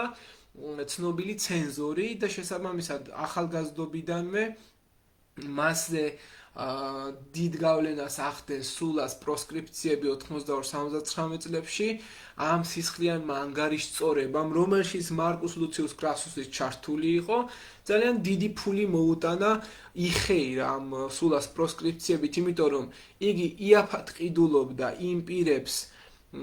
იმპირების სახნავ-სათეს მიწებს, ვინც სულამ სიკვდილით დასაჯა პროსკრიფციების ფარგლებში მაერიუსის მომხრეები ვინც იყვნენ და საბოლოო ჯამში მონებს იყენებდა მშენებლებს ქალაქის სასახლეების აღსადგენად და ძალიან ბევრი ფული დაიდგა, ძალიან ბევრი ფული დაუგროვდა და პლუტარქე ამბობს ესეთ რაღაცას, რომ არ არსებობდა კრასუსზე უფრო მდიდარი რომაელი და მას საკუთარი თანხით შეეძლო მთელი არმიის გამოკვება და აღჭურვა ისე, რომ არავის ანუ რომის ფინანსურ ნაწილს არ შეეხებოდაო. და საბოლოო ჯამში როგორც წეგან გითხარით, კრასუსი ჩართული იყო სპარტაკის წინააღმდეგ აჯანყებაში, იტალიაში დაწყებული მონათა აჯანყება იყო ეს, რომელიც უდიდესი იყო რომის აჯანყებათა ისტორიაში და რომის ყველა კონსული შოქში ჩააგდო ამ აჯანყებამ, რომის საზოგადოებისთვის ძალიან დიდი ზიანი იყო ეს და სენატში სარდლობა სწორედ კრასუსს დაევალა ამ აჯანყების წინააღმდეგ, თუმცა საწყის ეტაპზე მკაცრი დისციპლინა არ უნდა ჯარისკაცებს ბრძოლა და ბოლოს კრასუსმა გადაწყვიტა, რომ მკაცრი დისციპლინის შექმნისთვის საკუთარი ჯარისკაცებიც დასაჯა ბრძოლის ველიდან გაქცევის გამო, რომელსაც დეციმაცია ეწოდებოდა და ძველი წელთა აღრთვით 71 წელს სპარტაკი საბოლოო ჯამში დამარცხდა. კრასუსმა აჯანყებული 600,000 არა 6,000 აჯანყებული მონა ვია აპიე, ასეთი ეს არის გზა, ჯვარზე გააკრა. ნიშნად იმისა, რომ ვინმე თუ კიდე გაბედავდა აჯანყებას, სიმბოლური შიში ჩაუნერგა ფაქტობრივად ამით და რომში ეს გზა ძალიან დიდი ხნის განმავლობაში ერთ-ერთი ყველაზე საშიში გზად იყო მიჩნეული და ფაქტობრივად ნაწილობრივ ამ გამარჯვებაში დიდი როლი მიუძღვის გნეუს პომპეუს მაგნუს, რომელიც ამ პერიოდში სულას დავალებას ასრულებდა და ესპანეთში გაიუს მარიუსის მომხრეებს ებრძოდა და საბოლოო ჯამში რაც შეეხება უკვე უშუალოდ გაიუს იულიუს კეისარს, რომელიც ალბათ არის, რა ვიცი, ყველასთვის ცნობილი ადამიანი და ფაქტობრივად აი სხვა თუ არაფერი აბიტურიენტებს ეს მაინც ახსოვთ ხოლმე ყველაზე კარგად. ესეც განვიხილოთ, ვინ არის პირველი ტრიუმვირატის ერთ-ერთი გამორჩეული ლიდერი, საერთაშორისო ისტორიაში ალბათ ერთ-ერთი ყველაზე გავლენიანი პიროვნება, სახელმწიფო მოღვაწე, სარდალი, რეფორმატორი, რომის იმპერიის საფუძვლის შემქმნელი და სწორედ მან შექმნა იმპერიული რომის საფუძველი და 100 წლის 12 ივლისს პატრიციათა ოჯახში, მაგრამ შედარებით ღარიბ იულიუსების გვარში დაიბადა და ძალიან ამაყი იყო ბავშვობიდან იგი იმით, რომ იყო მითოლოგიური წარმომავლობის, თვლიდნენ რომ მოდიოდნენ ეს იულიუსები ვენერას და აენისის ხაზიდან, ეს მითოლოგიური ღმერთები ამ შემთხვევაში და მამა იყო გაიუს იულიუს კეისარი პრეტორი და დედა ავრელია კოტა ძლიერი ხასიათის ქალი იყო ძალიან, რომელმაც ფაქტობრივად იულიუსის განათლებაში და მის განვითარებაში ყველაფერი გაიღო, ყველაფერი გაყიდა, რაც გასაყიდი იყო და რაც შეეძლო, როცა უჭირდათ და როცა არ უჭირდათ, ყველაფერს აკეთებდნენ საკუთარი შვილის განვითარებისთვის და პოლიტიკური აღამავლობა სწორედ მიუხედავად იმისა, რომ არა არისტოკრატიული, დაბალი არისტოკრატიული წარმომავლობის იყო, კეისარი უერთდება პოპულარების პარტიას, რომელიც იცავდა პლებეების ინტერესებს და აქ ეს არის ძალიან საინტერესო დეტალი. ერთ-ერთი ვერსიით კატილინას შეთქმულებაში იულიუს კეისარიც მონაწილეობდა და ის იდგა გაიუს მარიუსისა და ლუციუს კორნელიუსის ხაზზე, ანუ ფაქტობრივად ის უყურებდა აი ამათ დაპირისპირებას და კონფლიქტს და ოპტიმატები, რომლებიც სულას ხარეს იყვნენ და პოპულარები, რომელიც მარიუსის ხარეს იყვნენ, აი ამ პროცესში ჩართული იყო და 79 წელს გახდა იულიუს კეისარი კვესტორი, 65 წელს ფაქტობრივად მან მოაწყო ერთ-ერთი ყველაზე ძვირადღირებული თამაშები და ხალხის სიყვარული მოიპოვა, რომელსაც აედილისის სახის თამაშები ერქვა. 63 წელს ძველი წელთა აღრიცხვით იგი გახდა პონტიფექს მაქსიმუსი და უმაღლესი ქურუმის ტიტული მიიღო და ძველი წელთა აღრიცხვით 61-60 წლებში ესპანეთის პროპრეტორი გახდა და სამხედრო გამარჯვებებით საკმაოდ დიდი თანხები სიმდიდრე, ფული დაუგროვდა და 60 წლიდან უკვე იგი როგორც წაღან გითხარით უერთდება პირველ ტრიუმვირატს, რომელიც არის ფაქტობრივად ერთ-ერთი ყველაზე საინტერესო ეპოქა ამ შემთხვევაში რომის ისტორიაში, რომელმაც შეცვალა რომაული სამყაროს აღქმა სრულიად სხვაგვარად ჩამოყალიბა და ისტორიული კონტექსტი სხვაგვარად დაალაგა. ეხლა გადავიდეთ რა იყო პირველი პუნიკური ომის იდეა, რას უნდა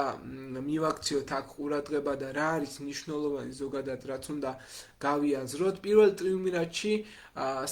პირველ საუკუნეში შექმნილ ტრიუმვირატში, რომელსაც მარკუს ტულიუს კიკერომ სამთავიანი ურჩხული უწოდა, დაიწყო 60 წელს. აქ პერიოდი რომ განვიხილოთ რა ხდება რომში, რომის რესპუბლიკა მოგეხსენებათ უკვე არის კრიზისში, სენატი, ხალხის ტრიბუნები ერთმანეთს ებრძვიან, პომპეუსის მსგავსი ადამიანები არიან რაღაცა ისეთი როლის მატარებელი ადამიანები და ყველა უყურებს ამ გამორჩეულ კონსულებს, ვინ ვისკენ დგას, ვინ რას აკეთებს და აი ამ შიდა ომებმა და ეკონომიკურმა უთანასწორობამ ამ სამ ადამიანში ეს სამი ადამიანი მიიყვანა იმ გადაწყვეტილებამდე, რომ მათ გააფორმეს საიდუმლო ალიანსი, ხელშეკრულება, რომლის მიხედვითაც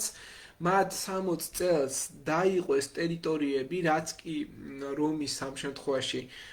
რომს მაშინ ჰქონდა დაპყრობილი და შემდეგნაირად განაწილდა ტერიტორიები. მარკუს ლუციუს კრასუს, რომელიც ფაქტობრივად რომის ყველაზე მდიდარი ადამიანი იყო, ანუ ყველაზე მეტი ფული ჰქონდა, ერგო სირია და აღმოსავლეთის ტერიტორიები, გნეუს პომპეუს, გნეუს პომპეუს მაგნუსი იგივე, რომელიც რომის ყველაზე ცნობილი სარდალი იყო ამ შემთხვევაში და მისი მიზანი იყო, რომ სენატი დაემტკიცებინა აღმოსავლურ რეფორმები ვეტერანებისთვის და მიწა გაენაწილებინა ამ მიზნის არჩევისთვის ფაქტობრივად შეუერთდა ამ სამეულს. თვითონ ლუციუს კრასუს სურდა ფინანსური პრივილეგიები, გადასახადების შემსუბუქება, აზიის პროვინციებიდან უფრო მეტი ფული რომ ამ შემთხვევაში აიღოთ, ოღონდ თავისი მახინაციები უნდა ჩაეტარებინა და იულიუს კეიცარს, რომელსაც უბრალოდ კონსულად არჩევა სურდა და პოლიტიკური კარიერის გამყარება სურდა, დაიწყებენ ფაქტობრივად ეს სამეული საიდუმლო ხელშეკრულებით. ეს არის პირადი კერძო შეთანხმება საიდუმლოდ, რომელიც არ ეფუძნებოდა არც ერთ რესპუბლიკურ ინსტიტუტს. ეს არ გეგონოთ, რომ ვიღაცა სენატორები დასხდნენ და მოდი ეს სამი კაცი არა, ეს საიდუმლო პირადი შეთანხმება იყო და პრაქტიკულად ძალაუფლება სამ ნაწილად იყოფოდა და 59 წლიდან დაიწყო ტრიუმვირატის განმტკიცება. კეისარი აირჩიეს კონსულად, დაიწყო თავისი მოკავშირეებთან ერთად მიზნების განხორციელება, გაატარა კანონები პომპეუსის ვეტერანების მიწის განაწილების შესახებ, რაც პომპეუს სურდა, ასევე კეისარმა უზრუნველყო კრასუსის ფინანსური ინტერესები, რაც თავად ლუციუს კრასუს სურდა და შექმნა საფუძველი საკუთარი პოპულარობისა და არმიის ერთგულების მოსაპოვებლად. ანუ რეალურად სამი ადამიანი შეთანხმდა, მოდი ისე გავაკეთოთ, რომ მე ამირჩიონ კონსულად, მე თქვენს ინტერესებს გავატარებ, თქვენ მე დამეხმარებით კონსულად გახდომაში და საბოლოო ჯამში რაღაცა ყველა იხეირებს, რაღაც ესეთი ის გამოვიდა და სამომავლო პოლიტიკური გავლენის ზონებიც კი დათქვეს, მათ ვის რა ტერიტორია უნდა ქონოდა. კეისარს შეხვდა გალია და ილირია, ეს არის გალიის მმართველი ფაქტობრივად, რომელმაც დაიპყრო ძალიან დიდი ტერიტორიები, მერე უკვე პომპეუს ერგო იტალია და ესპანეთი და სირია და აღმოსავლეთის ფინანსური პოლიტიკა, აღმოსავლური ტერიტორიები ერგო მარკუს ლუციუს კრასუს. აი ამ სამეულს ეწოდა სამთავიანი ურჩხული. ურჩხული ვიცით, რომ ყველაფერს ჭამს, ვინც მას გზაზე გადაეღობება და ნამდვილად ამ სამეულმა რომში ყველაფერი წაართვა და მარტო თავად იხეირეს. დაიშალა ტრიუმვირატი მიუხედავად ყველაფრისა, რომ ასეთი მტკიცე ჩანდა, ეს სივრცე არ იყო ოფიციალური, არ იყო დამოუკიდებული ნდობაზე მაინც ბოლომდე, ბალანსზე არ იყო პირველ რიგში და დასჯის პროცესს რამოდენიმე მოვლენამ შეუწყო ხელი. ერთ-ერთი მოვლენა არის იულიას სიკვდილი, ეს არის კეისრის ქალიშვილი და პომპეუსის მეუღლე. კეისარს ჰყავდა ქალიშვილი იულია, რომელიც თან იყო პომპეუსის ცოლი. მათ ქორწინებით კავშირი ჰქონდათ და როცა იულია გარდაიცვალა, ეს ქორწინებით შექმნილი კავშირი მოიშალა. ამას ისიც უნდა დაემატოს, რომ მარკუს ლუციუს კრასუსი გარდაიცვალა ძველ წელთაღრიცხვით 53 წელს პართებთან ბრძოლაში. ეს არის კარხეს ერთ-ერთი ბრძოლა, რომელიც პართიის ომში იყო და ძალიან სასაცილოა თვითონ ეს ბრძოლა, იმიტომ რომ მარკუს ლუციუს კრასუსს ყავდა თითქმის 80,000-მდე ჯარისკაცი და პართებს ყავდათ ნახევარი თითქმის 40,000 და იმდენად სუსტი იყო სტრატეგიულ ნაწილში, არ იცოდა ბრძოლა, მარტო ფული ჰქონდა. ალყაში მოექცა ნახევრიან ჯარში და გარდაიცვალა და შუა ბრძოლაში ამ შემთხვევაში და სენატმა საბოლოო ჯამში კრასუსის სიკვდილის შემდეგ ვიღაცას უნდა დაუჭიროს მხარი, ხა სამეული აღარ არის, აღარ მართავს ამათ ნათესაური კავშირი ქორწინების შემდეგ მოეშალათ, ის გარდაიცვალა და სენატმა მხარი დაუჭირა პომპეუსს. ანუ პომპეუსი მიიჩნია უფრო სანდო პიროვნებად და კეისარს დაავალა თავისი არმიით, უბრალოდ ამ შემთხვევაში მოეშალა თავისი სურვილები, რაც ჰქონდა, დაეშალა ყველა მიზანი და შიდა ომამდე მივიდნენ საბოლოო ჯამში, იმიტომ რომ 59 წელს, როცა სენატმა კეისარს უბრძანა, რომ всё, ეხა შენ გალური ომები დაასრულე, შენ მორჩი უკვე ყველაფერს, რაც რომისთვის სასიკეთო იყო და დაასრულე ყველაფერი, მოდი ეხლა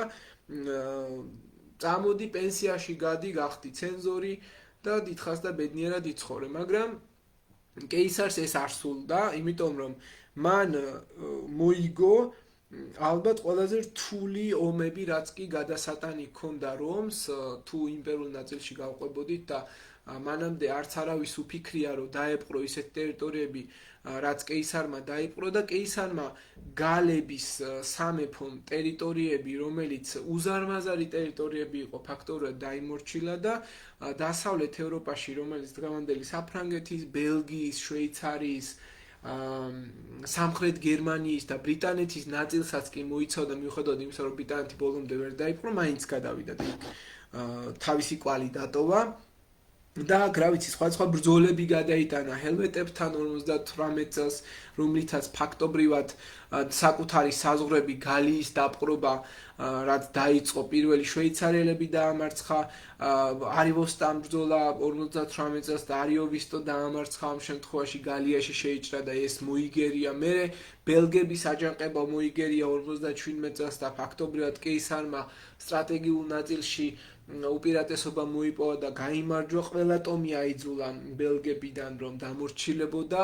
მერე ნერვების წინააღმდეგ ბრძოლა 57 წელს თავს დაესხა ნერვების ტომი, რომაელთა ლეგიონებს მოულოდნელად და ამ შემთხვევაში კეისარმა ტაქტიკური დისციპლინის შედეგად მოახერხა და ესენიც დაამარცხა და ვენეტების აჯანყებაც ჩაახშო. 55-54 წლებში საერთოდ ილაშქრა ამ შემთხვევაში ბრიტანეთში და კეისარი იყო პირველი რომაელი, ვინც გადალახა ლა-მანშის სრუტე და ბრიტანეთში შეიჭრა, მაშინ თოვლი იყო, მიუხედავად იმისა, რომ სრული დაპყრობა ვერ შეძლო ბრიტანეთისა, მაინც რაღაც ნაწილი ბრიტანეთის იქცა რომის პროვინციული კონტროლის ქვეშ და ამით გადავიდა ხმელთაშუა ზღვის ჩარჩოებიდან დასავლეთ ევროპაში და ბოლოს რაც მან კიდევ ერთი გამარჯვება რაც მოიპოვა, ეს არის ვერცინგეტორიქსის გალური ტომების საერთო აჯანყება, რომელსაც სათავეში ვერცინგეტორიქსი ჩაუდგა, ეს არის არმორიკელი ლიდერი წარმომავლობით და საბოლოო გადამწყვეტი ბრძოლა გაიმართა ალუზიის ციხესთან. კეისარმა გამოიყენა ინჟინერულად ბრწყინვალე, ასე ვთქვათ, ტაქტიკა, ორმაგი ალყა იყო, ფაქტობრივად ერთი კედელი ააგო, ალეზიის ციხეს შემოარტყა კედელი და გარეთაც აიგო კედელი. ანუ თან ალყა ჰქონდა ალუზიის ციხეს შემორტყმული და კედლით შემოსაზღვრა, რომ ვერავინ ვერ გაქცეულიყო და თან უკანაც კედელი აიგო, თუ გარედან ვინმე კონკრეტული ტომი თავს დაესხმებოდა, რომ დაეცვა საკუთარი თავი და გალები დამარცხდნენ. ვერცინგეტორიქსი ტყვედ ჩავარდა და მოგვიანებით რომში იგი ტრიუმფის დროს გამოაჩინეს და საბოლოო ჯამში მთელი, ასე ვთქვათ, შიდა ომები, რაც გარე ომები, რაც პოლიტიკურ ნაწილში გალურ ომში შეიძლება გავიყვანოთ, მოიგო კეისარმა და ძალიან ისეთი ცნობილი ადამიანი გახდა, რომელსაც მერე უცბად სენატის თხოს, რომ იცი რა, კარგი, ეხა გასაგებია ყველაფერი მოიგე, ეხა ჯარი დაშალ და წამოდი რომში. ხო, მეტი არა, ჩემი მტერო რომ ეს გაეკეთებინა ამ შემთხვევაში იულიუს კეისარს და სწორედ აქედან იწყება ის,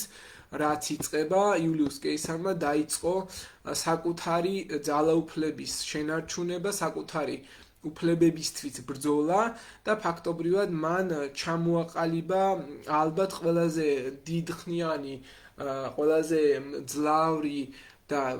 ესეთი საყრდენი დიქტატორული ძალაუფლება, რომელიც აქამდე არავის არ შეუქმნია. ფაქტობრივად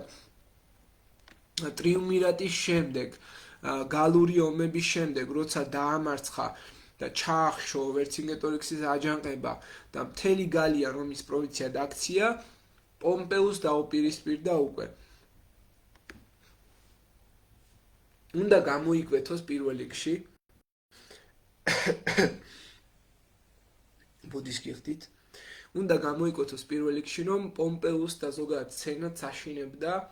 ძალიან ალბათ იულიუს კეისრის ასეთი აღმავლობა, თვითონ რომაული კანონმდებლობა,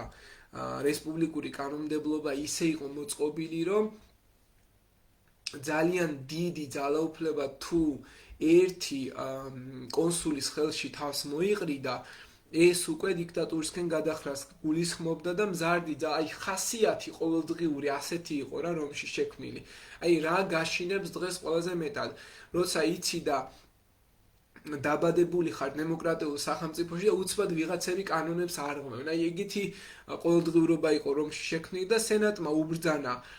იულიუს კეისარს არმიის დაშლა, დაბრუნება რომში როგორც კერძო პირი ოღონდ გამარჯვებული ამ შემთხვევაში, მაგრამ 59 წელს კეისარმა გადალახა რუბიკონი მდინარე თავისი ლეგიონით და წარმოთქვა ძალიან ცნობილი სიტყვები ale icta est rubiconem transivi. რუბიკონი გადალახულია და წილი ნაყარია. რუბიკონი იყო რომის საზღვართან მდებარე მდინარე, რომელსაც რომ თუ გადალახავდი, პრეცედენტული ხასიათი ექნებოდა მეორედ უკვე და რომაული ჯარი დაიპყრობდა ისევ რომს. და ამ შემთხვევაში ეს მოხდა, დაიწყო დაპირისპირება, იულიუს კეისარი დაუპირისპირდა გნეუს პომპეუს და საბოლოო ჯამში, აგერ ხედავთ აქ რუბიკონის გადალახვის სცენას, საბოლოო ჯამში ფარსალუსის ბრძოლაში საბერძნეთში პომპეუსი დაამარცხა და იგი ეგვიპტეში გაიქცა, შემდგომ გაეკიდა გაჰყვა გნეუს პომპეუს ეგვიპტეში და იქ ალექსანდრიაში ფაქტობრივად პტოლემაიოს მე-13 დაამარცხა და კეისარმა მხარი დაუჭირა კლეოპატრას, რომელიც პტოლემე მე-13-ს ებრძოდა და ტახტზე დასვა დედოფლად და მასთან რაღაცა პატარ-პატარა სასიყვარულო ამბებიც ჰქონდა. მოაკვლევინა ამავე დროს უნდა გამოიკვეთოს ის, რომ გნეუს პომპეუს ეგვიპტეში მოაკვლევინა და თავი მიჰგვარეს საბოლოო ჯამში. აქვე უნდა დაუმატოთ ის, რომ 47 წელს უკვე პონტოში ავიდა გნეუს იულიუს კეისარი და ფარნაკეს მეორე პონტოელი დაამარცხა და ამით მან მყისიერ გამარჯვებებს ელვისებურ ომს დაუდო ამ შემთხვევაში საფუძველი და მან ცნობილი სიტყვები ვენი ვიდი ვიცი, ანუ მივედი ვნახე დავიპყარი, ვენი ვიდი ვიკი, ასეც ამბობენ ძველ ლათინურში ცკ-თი კითხებოდა და შესაბამისად რესპუბლიკელები შეიძლება ითქვას საბოლოო ჯამში დამარცხდნენ, როცა უკვე იგი თაფსუსის ბრძოლაშიც დაამარცხებს კატო უმცროს 46 წელს, ეს არის აფრიკის ტერიტორია, მერე რომში დაბრუნდება და 10 წლით დიქტატორად დასახელდება, დიქტატორ პრეპეტუს, ასე შეიძლება უწოდოთ მას და შემოიღებს სხვადასხვა კანონებს, დასახელდება ზნეჩვეულებებისა და მორალის ცენზორად, სენატს 600 ადამიანიდან 900 წევრამდე გაზრდით და პროვინციების ელიტარულ ნაწილებსაც დაამატებს ამ სენატში. ასევე შექმნის იულიუსის კალენდარს, მიწის რეფორმებს გაატარებს და ვეტერანებსა და გაღარიბებულ მოქალაქეებს მიწას დაურიგებს. მოქალაქეობა პროვინციელებსაც კი მიენიჭებათ, ვინც რომში ცენტრალურ ნაწილში არ ცხოვრობდა და დაპყრობილი იყო პროვინციებში, მათაც რომის მოქალაქეობას მიენიჭებს და სტაბილიზაციას ვალის შემსუბუქებითა და ბაზრების რეგულაციით ცდილობდა და დაიწყო ახალი სამართლის კოდიფიკაცია ადმინისტრაციული ცენტრალიზაციის პრინციპზე მოწყობილი. ძალიან მალე იგი მუნდას ბრძოლაში კეისრის პომპეუსის შვილებსაც დაამარცხებს ძველი წელთაღრიცხვით 45 წელს და საბოლოო ჯამში კეისარი ფაქტობრივად გახდება სიცოცხლის ბოლომდე დიქტატორი, ანუ ზარდი ძალაუფლება, ეს ტიტული დიქტატორული უვადოდ სენატორული ელიტისთვის გახდა მიუღებელი ზოგადად და კონსული, უმაღლესი ქურუმი, ტრიბუნი, უზენაესი მთავარსარდალი, აი ეს ყველაფერი ფაქტობრივად იქცევა მისი გარდაცვალების მკვლელობის ერთ-ერთ წინაპირობად და დაიგეგმება იულიუს კეისრის მკვლელობა, რასაც საბოლოო ჯამში მოჰყვება პირუკუ ეფექტი. ერთი შეხედვით ჩვენ უნდა ვთქვათ, რომ იულიუს კეისარი იყო ადამიანი, რომელმაც რომში რესპუბლიკური იდეა შეცვალა ამ შემთხვევაში და იმპერიულ საზრისზე გადაიყვანა. ანუ მან ფაქტობრივად კანონები გააუქმა და მოაწყო იმპერატორის მმართველობის სტილში. რეალურად მას გვირგვინი არ ედგა, მაგრამ არც სჭირდებოდა პრინციპში და აი ამ პროცესში, როცა სენატი ხედავს, რომ ესეთი ქცევა უკვე რესპუბლიკურ იდეას არ ცხვენს, მიუხედავად იმისა, რომ რომი წინ წავიდა ეკონომიკურად, რომი გაძლიერდა და საერთოდ სხვა, ასე ვთქვათ, ეტაპზე გადავიდა, არსებობის სხვა ეტაპზე, ხო? და არ მოსწონდათ იმპერატორის უზენაესი მთავარსარდლის ტიტული, იმპერატორი. იმპერატორის გარდა მან მიიღო დიქტატორ პროპეტოსი, ანუ უმაღლესი დიქტატორი, უვადო დიქტატორი, პონტიფექს მაქსიმუსი, ანუ უმაღლესი ქურუმი, პატერ პატრია, ანუ სამშობლოს მამა, უმაღლესი ცენზორი, ტრიბუნთა ძალაუფლების მატარებელი. აი ამ ყველაფერმა 44 წლის 15 მარტს მიიყვანა კეისარი შეთქმულებამდე.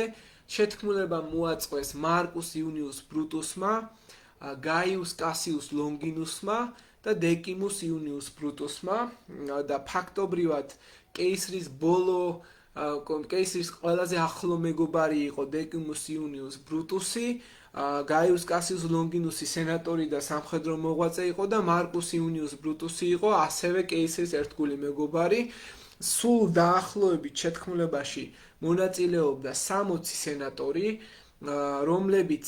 რომლებთა შორისაც იყვნენ ყოფილი მეგობრები,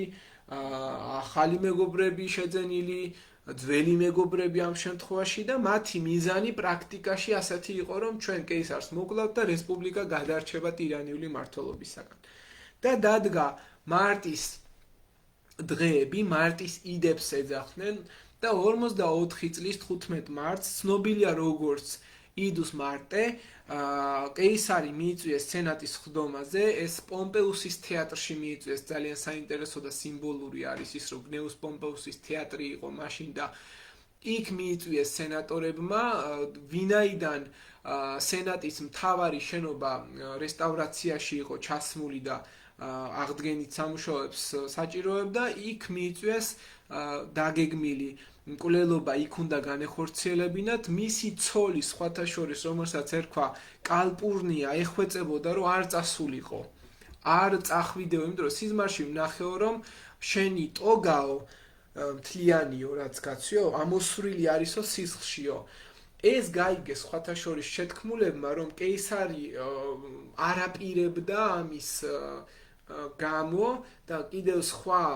ერთ-ერთი მსვლელობისას კეისარს კაიუტაში მასში შეუგდეს, ეტლში შეუგდო წერილი გოგონა და იქ ეწერა არ წახვიდე სენატში, თორემ მოგკლავენ. ეს ეწერა სხვათა შორის და ამაზეც კი გაეცინა და ის პირდაპირ ფიქრობდა ხალხს, რომელსაც მე ძალიან ვუყარ ვარ ხალხი რომელმაც მე აქამდე მომიყვანდა მხარი დამიჭირა როგორ შეიძლება საკუთარი კეისარი მოკლან სენატში შესვლისას 44 წლის 15 მარტს როგორც კი შევიდა და სანამ შევიდოდა კიდე ერთ საინტერესოა რომ შეთქმულებმა რომ გაიგეს და ყველაზე ახლო მეგობარმა ეს რომ გაიგო დეკიმუს ბრუტუსმა ხო მივიდა სახლში წინა დღეს და უთხრა რომ ესენიო ჭორებიაო ტყუილად არ დაუჯერო ამ ჭორებსო ამიტომ ხვალ ჩვეულებრი მოდი სენატშიო პირველი დარტყმა სწორედ მიაყენა სერვიუს კასკამ შემდეგ დანები ბრუტუსმა აღმართა კასიუსმა და სხვებმა და სულ 23 ჭრილობა მიაყენეს 60-მდე სენატორმა და ბოლო სიტყვები რაც საბოლოო ჯამში ამ შემთხვევაში მისი პირიდან ამოვიდა და ზოგადად უნდა აღინიშნოს რომ აი ამ დაჭრების და კვლელობის დროს კეისარი თავს იცავდა თავიდან და როცა დაინახა ბრუტუსიო აი ამ მომენტში წარმოთქვა ლეგენდარული სიტყვა ეტუ ბრუტე ანუ და შენც ბრუტუსო და შემდეგ ეს ტოგა სისხლიანი ტოგა რაც ეცვა მოისროლა და როგორც აღწერილია ზუსტად გნეუს პომპეუსის ქანდაკების ძირში დაეცა ფეხებთან ესეც სიმბოლური აქტი იყო რომ გნეუს პომპეუსი რომელიც მან მოაკვლევინა ისიც მის ფეხებთან მოკვდა ქანდაკების ფეხებთან და საბოლოო ჯამში სიმბოლური დასასრული მისივე მტრის ძეგლთან ასე დასრულდა რეალობა რა იყო ეხა ამ რეალობას თითქოს უნდა მოჰყოლოდა ის რომ ხალხს გახარებოდა რომ აი ჩვენ მოვკალით დიქტატორი ტირანი შესაძლო ტირანი რომელიც უკვე რომში რესპუბლიკას აუქმებს მაგრამ და ბრუტუსსაც და იუნიუს კასიუსაც მათ შორის ეგონათ რომ ისინი გმირებად იქნებოდნენ შერაცხული მაგრამ პირიქით მოხდა რესპუბლიკის მხსნელებად კი არ გამოაცხადეს არამედ მოსახლეობა შეძრწუნდა საპირისპირო რეაქცია მოყვა ამ ყველაფერს ქალაქში დაიწყო სრული პანიკა ხალხი შოკში ჩავარდა კეისარის მეგობარმა მარკუს ანტონიუსმა გამოიტანა იულიუს კეისრის გვამი ფორუმზე თავარ ცენტრში მოედანზე და წარმოთქვა ემოციური ორატორული სიტყვები და პირდაპირ თქვა რომ ეს იყო ადამიანი რომლის სიკვდილმა რომის სიკვდილმაც რომი დაამშვენა ეს იყო ადამიანი რომლის სიკვდილმა რომი დაამშვენა ხოლო მკვლელობამ დაარღვია სიმშვიდე ანუ ფაქტობრივად კეისრის სიცოცხლე რომში სიმშვიდეს მოიტანდაო და მისმა სიკვდილმა ეს სიმშვიდე დაარღვიაო და ფაქტობრივად ხალხი თავს დაესხა შეთქმულებს ზოგი ადგილზევე მოკლეს როცა გაიგეს ზოგი გახდა იძულებული რომ გაქცეულიყო საერთოდ და საბოლოო ჯამში რაც ბრუტუს და იუნიუს ჰქონდათ იდეა რომ რესპუბლიკა აღდგენილიყო რესპუბლიკა ვეღარ აღდგა შეთქმულება მიუხედავად იმისა რომ კეისარი მოკლეს მიზანი ჩავარდა მათ წინააღმდეგ ძალიან დიდი ტალღა აგორდა ხალხის აგრესიისა მარკუს ანტონიუსმა ოქტავიანე ავგუსტუსმა რომელიც კეისრის მემკვიდრე იყო და ლეპიდუსმა გაერთიანება გადაწყვიტეს ისინი გაერთიანდნენ 53 წელს მეორე ტრიუმვირატი შეიქმნა შურის საძიებლად შეიქმნა ეს მეორე ტრიუმვირატი და შეთქმულთა დასასრულიც ბრუტუსის და კასიუსის ის იყო რომ ფილიპის ბრძოლაში ისინი დამარცხდნენ 52 წელს და საბოლოო ჯამში მათ სიცოცხლე დაასრულეს თვითკვლელობით ორივემ თავი მოიკლა და იმპერია დაიწყო იმპერიული მმართველობა დაიწყო ოქტავიანე ავგუსტუსი გახდა პირველი რომის იმპერატორი რომელიც ქმნის რომში იმპერიული მმართველობის სრულიად ახალ მოდელს იულიუს კეისრის მემკვიდრე რომელიც მერე საბოლოო ჯამში მეორე ტრიუმვირატში მყოფი მთავარი გმირი ხდება დაუპირისპირდება მარკუს ანტონიუს კეისრის ერთ-ერთ ასევე მეგობარს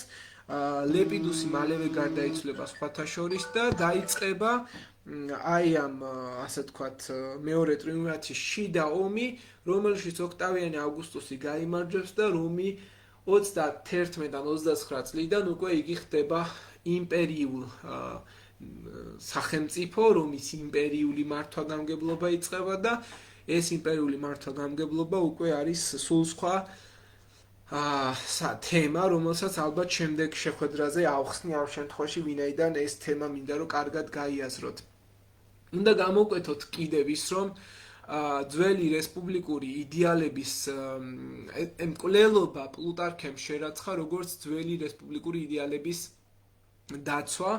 მიუხედავად იმისა, რომ იულიუს კეისრის მკვლელობით უნდოდათ, რომ ეს იდეალები დაეცვათ, ბოლომდე ეს იდეალები ვერ დაიცვეს, უშედეგო აღმოჩნდა ფაქტობრივად.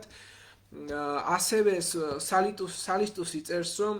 იულიუს კეისრის მკვლელობით რომმა დაკარგა გენიოსი, რომელსაც შეეძლო, რომ რომი აეყვანა არსებობის უზენაეს წერტილშიო, თავისი განვითარების უზენაეს წერტილშიო და ამასვე წერს სვეტონიუსი და მის მკვლელობას აღწერს არა როგორც რაღაც გამარჯვებას, არამედ როგორც ტრაგედიას, სადაც ღალატი, მეგობრის ღალატი და იდეალიზმი ერთმანეთს შეერწყა და საბოლოო ჯამში შექსპირიც კი ამაზე საუბრობს და ამ ქცევას, მკვლელობის ქცევას ძალიან დიდ დრამად წარმოადგენს და პირდაპირ ხაზგასმით ამბობს, რომ ეს არის ბრძოლა ტირანიასა და მეგობრობას შორის და სხვათა შორის, იქ რა ქვია, დანტესაც კი, ალიგიერსაც კი თავის ნაწარმოებში აქვს გამოკვეთილი ეს, რომ ჯოჯოხეთში იუდას შემდეგ ბრუტუსი ხვდება, როცა უკვე მოგზაურობს თვითონ ჯოჯოხეთში და იქ ძალიან ისეა დეტალურად აღწერილი ამ შემთხვევაში. ხო, აი აქ შეგვიძლია ჩვენ დავასრულოთ 44 წლის 15 მარტს ფაქტობრივად მოვრჩეთ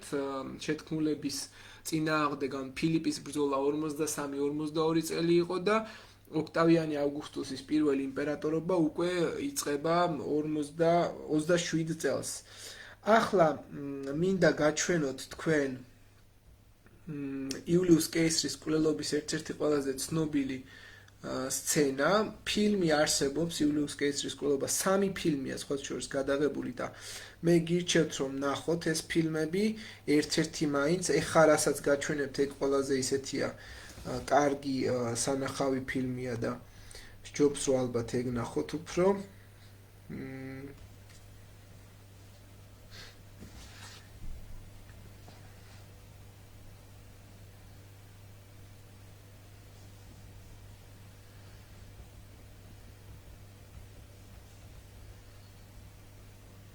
ხმა თუ ისმის მითხარით. აი ერთი არის ეს, ერთი ფილმის და მეორე არის აი ეს, რომელიც ყველაზე ცნობილია.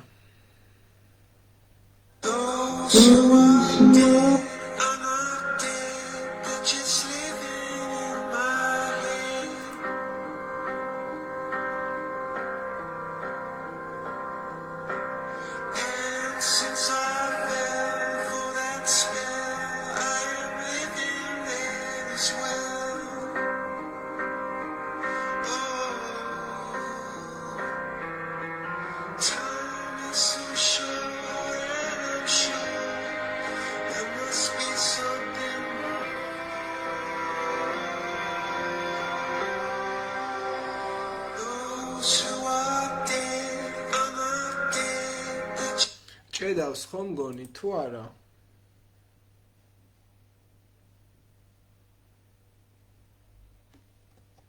გესმით ხმა?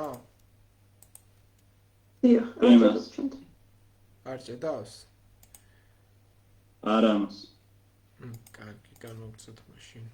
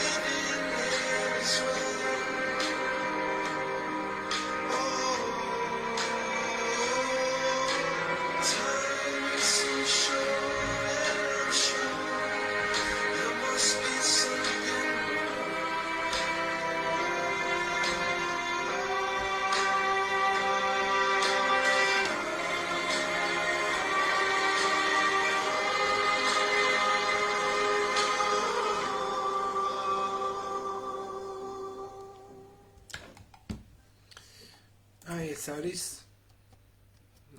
იულიუს კეისრის გარდაცვალების ერთ-ერთი სცენა. ეხლა მე გაჩვენებთ თქვენ კიდევ მეორე ფილმს, რომელიც არის ასე ვთქვათ გადაღებული. იქ უფრო ესეთი ახალგაზრდა არ არის იულიუს კეისარი ამ შემთხვევაში, უფრო სხვა როლშია გამოყვანილი.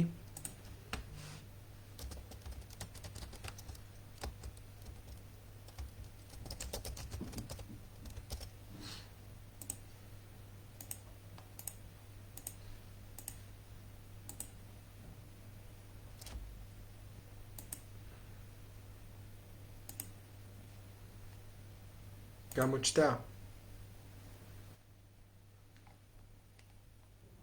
არა. მე დაველოდოთ.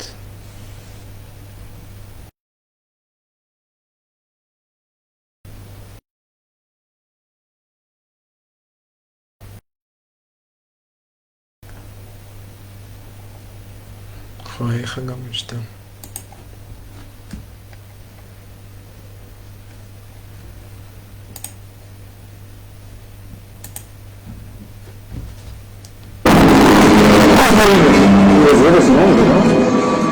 Never mind.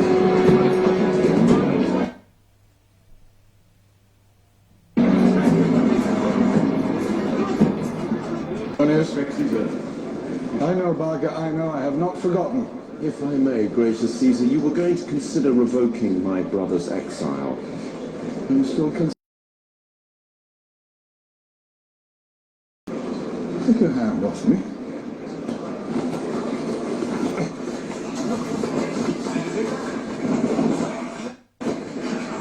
What are you waiting for?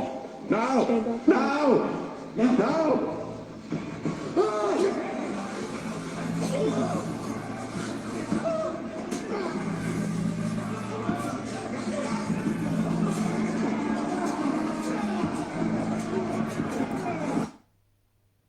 გასწორდა საბერძნეთს.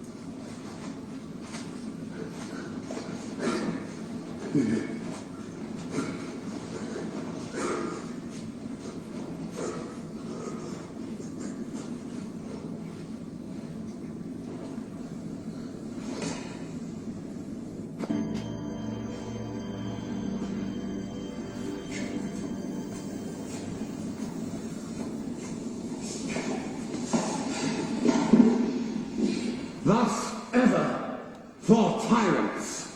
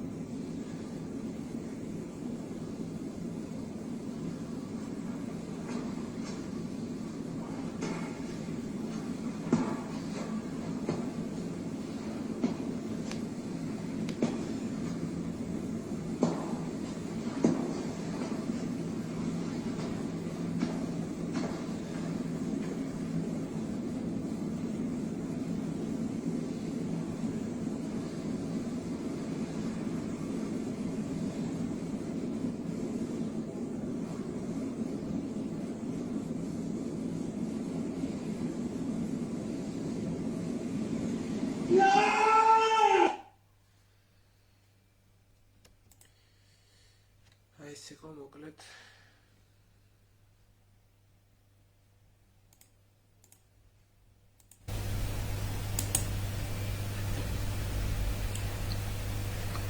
ჩვენი გაკვეთილი. კარგი, კითხვები თუ გაქვთ?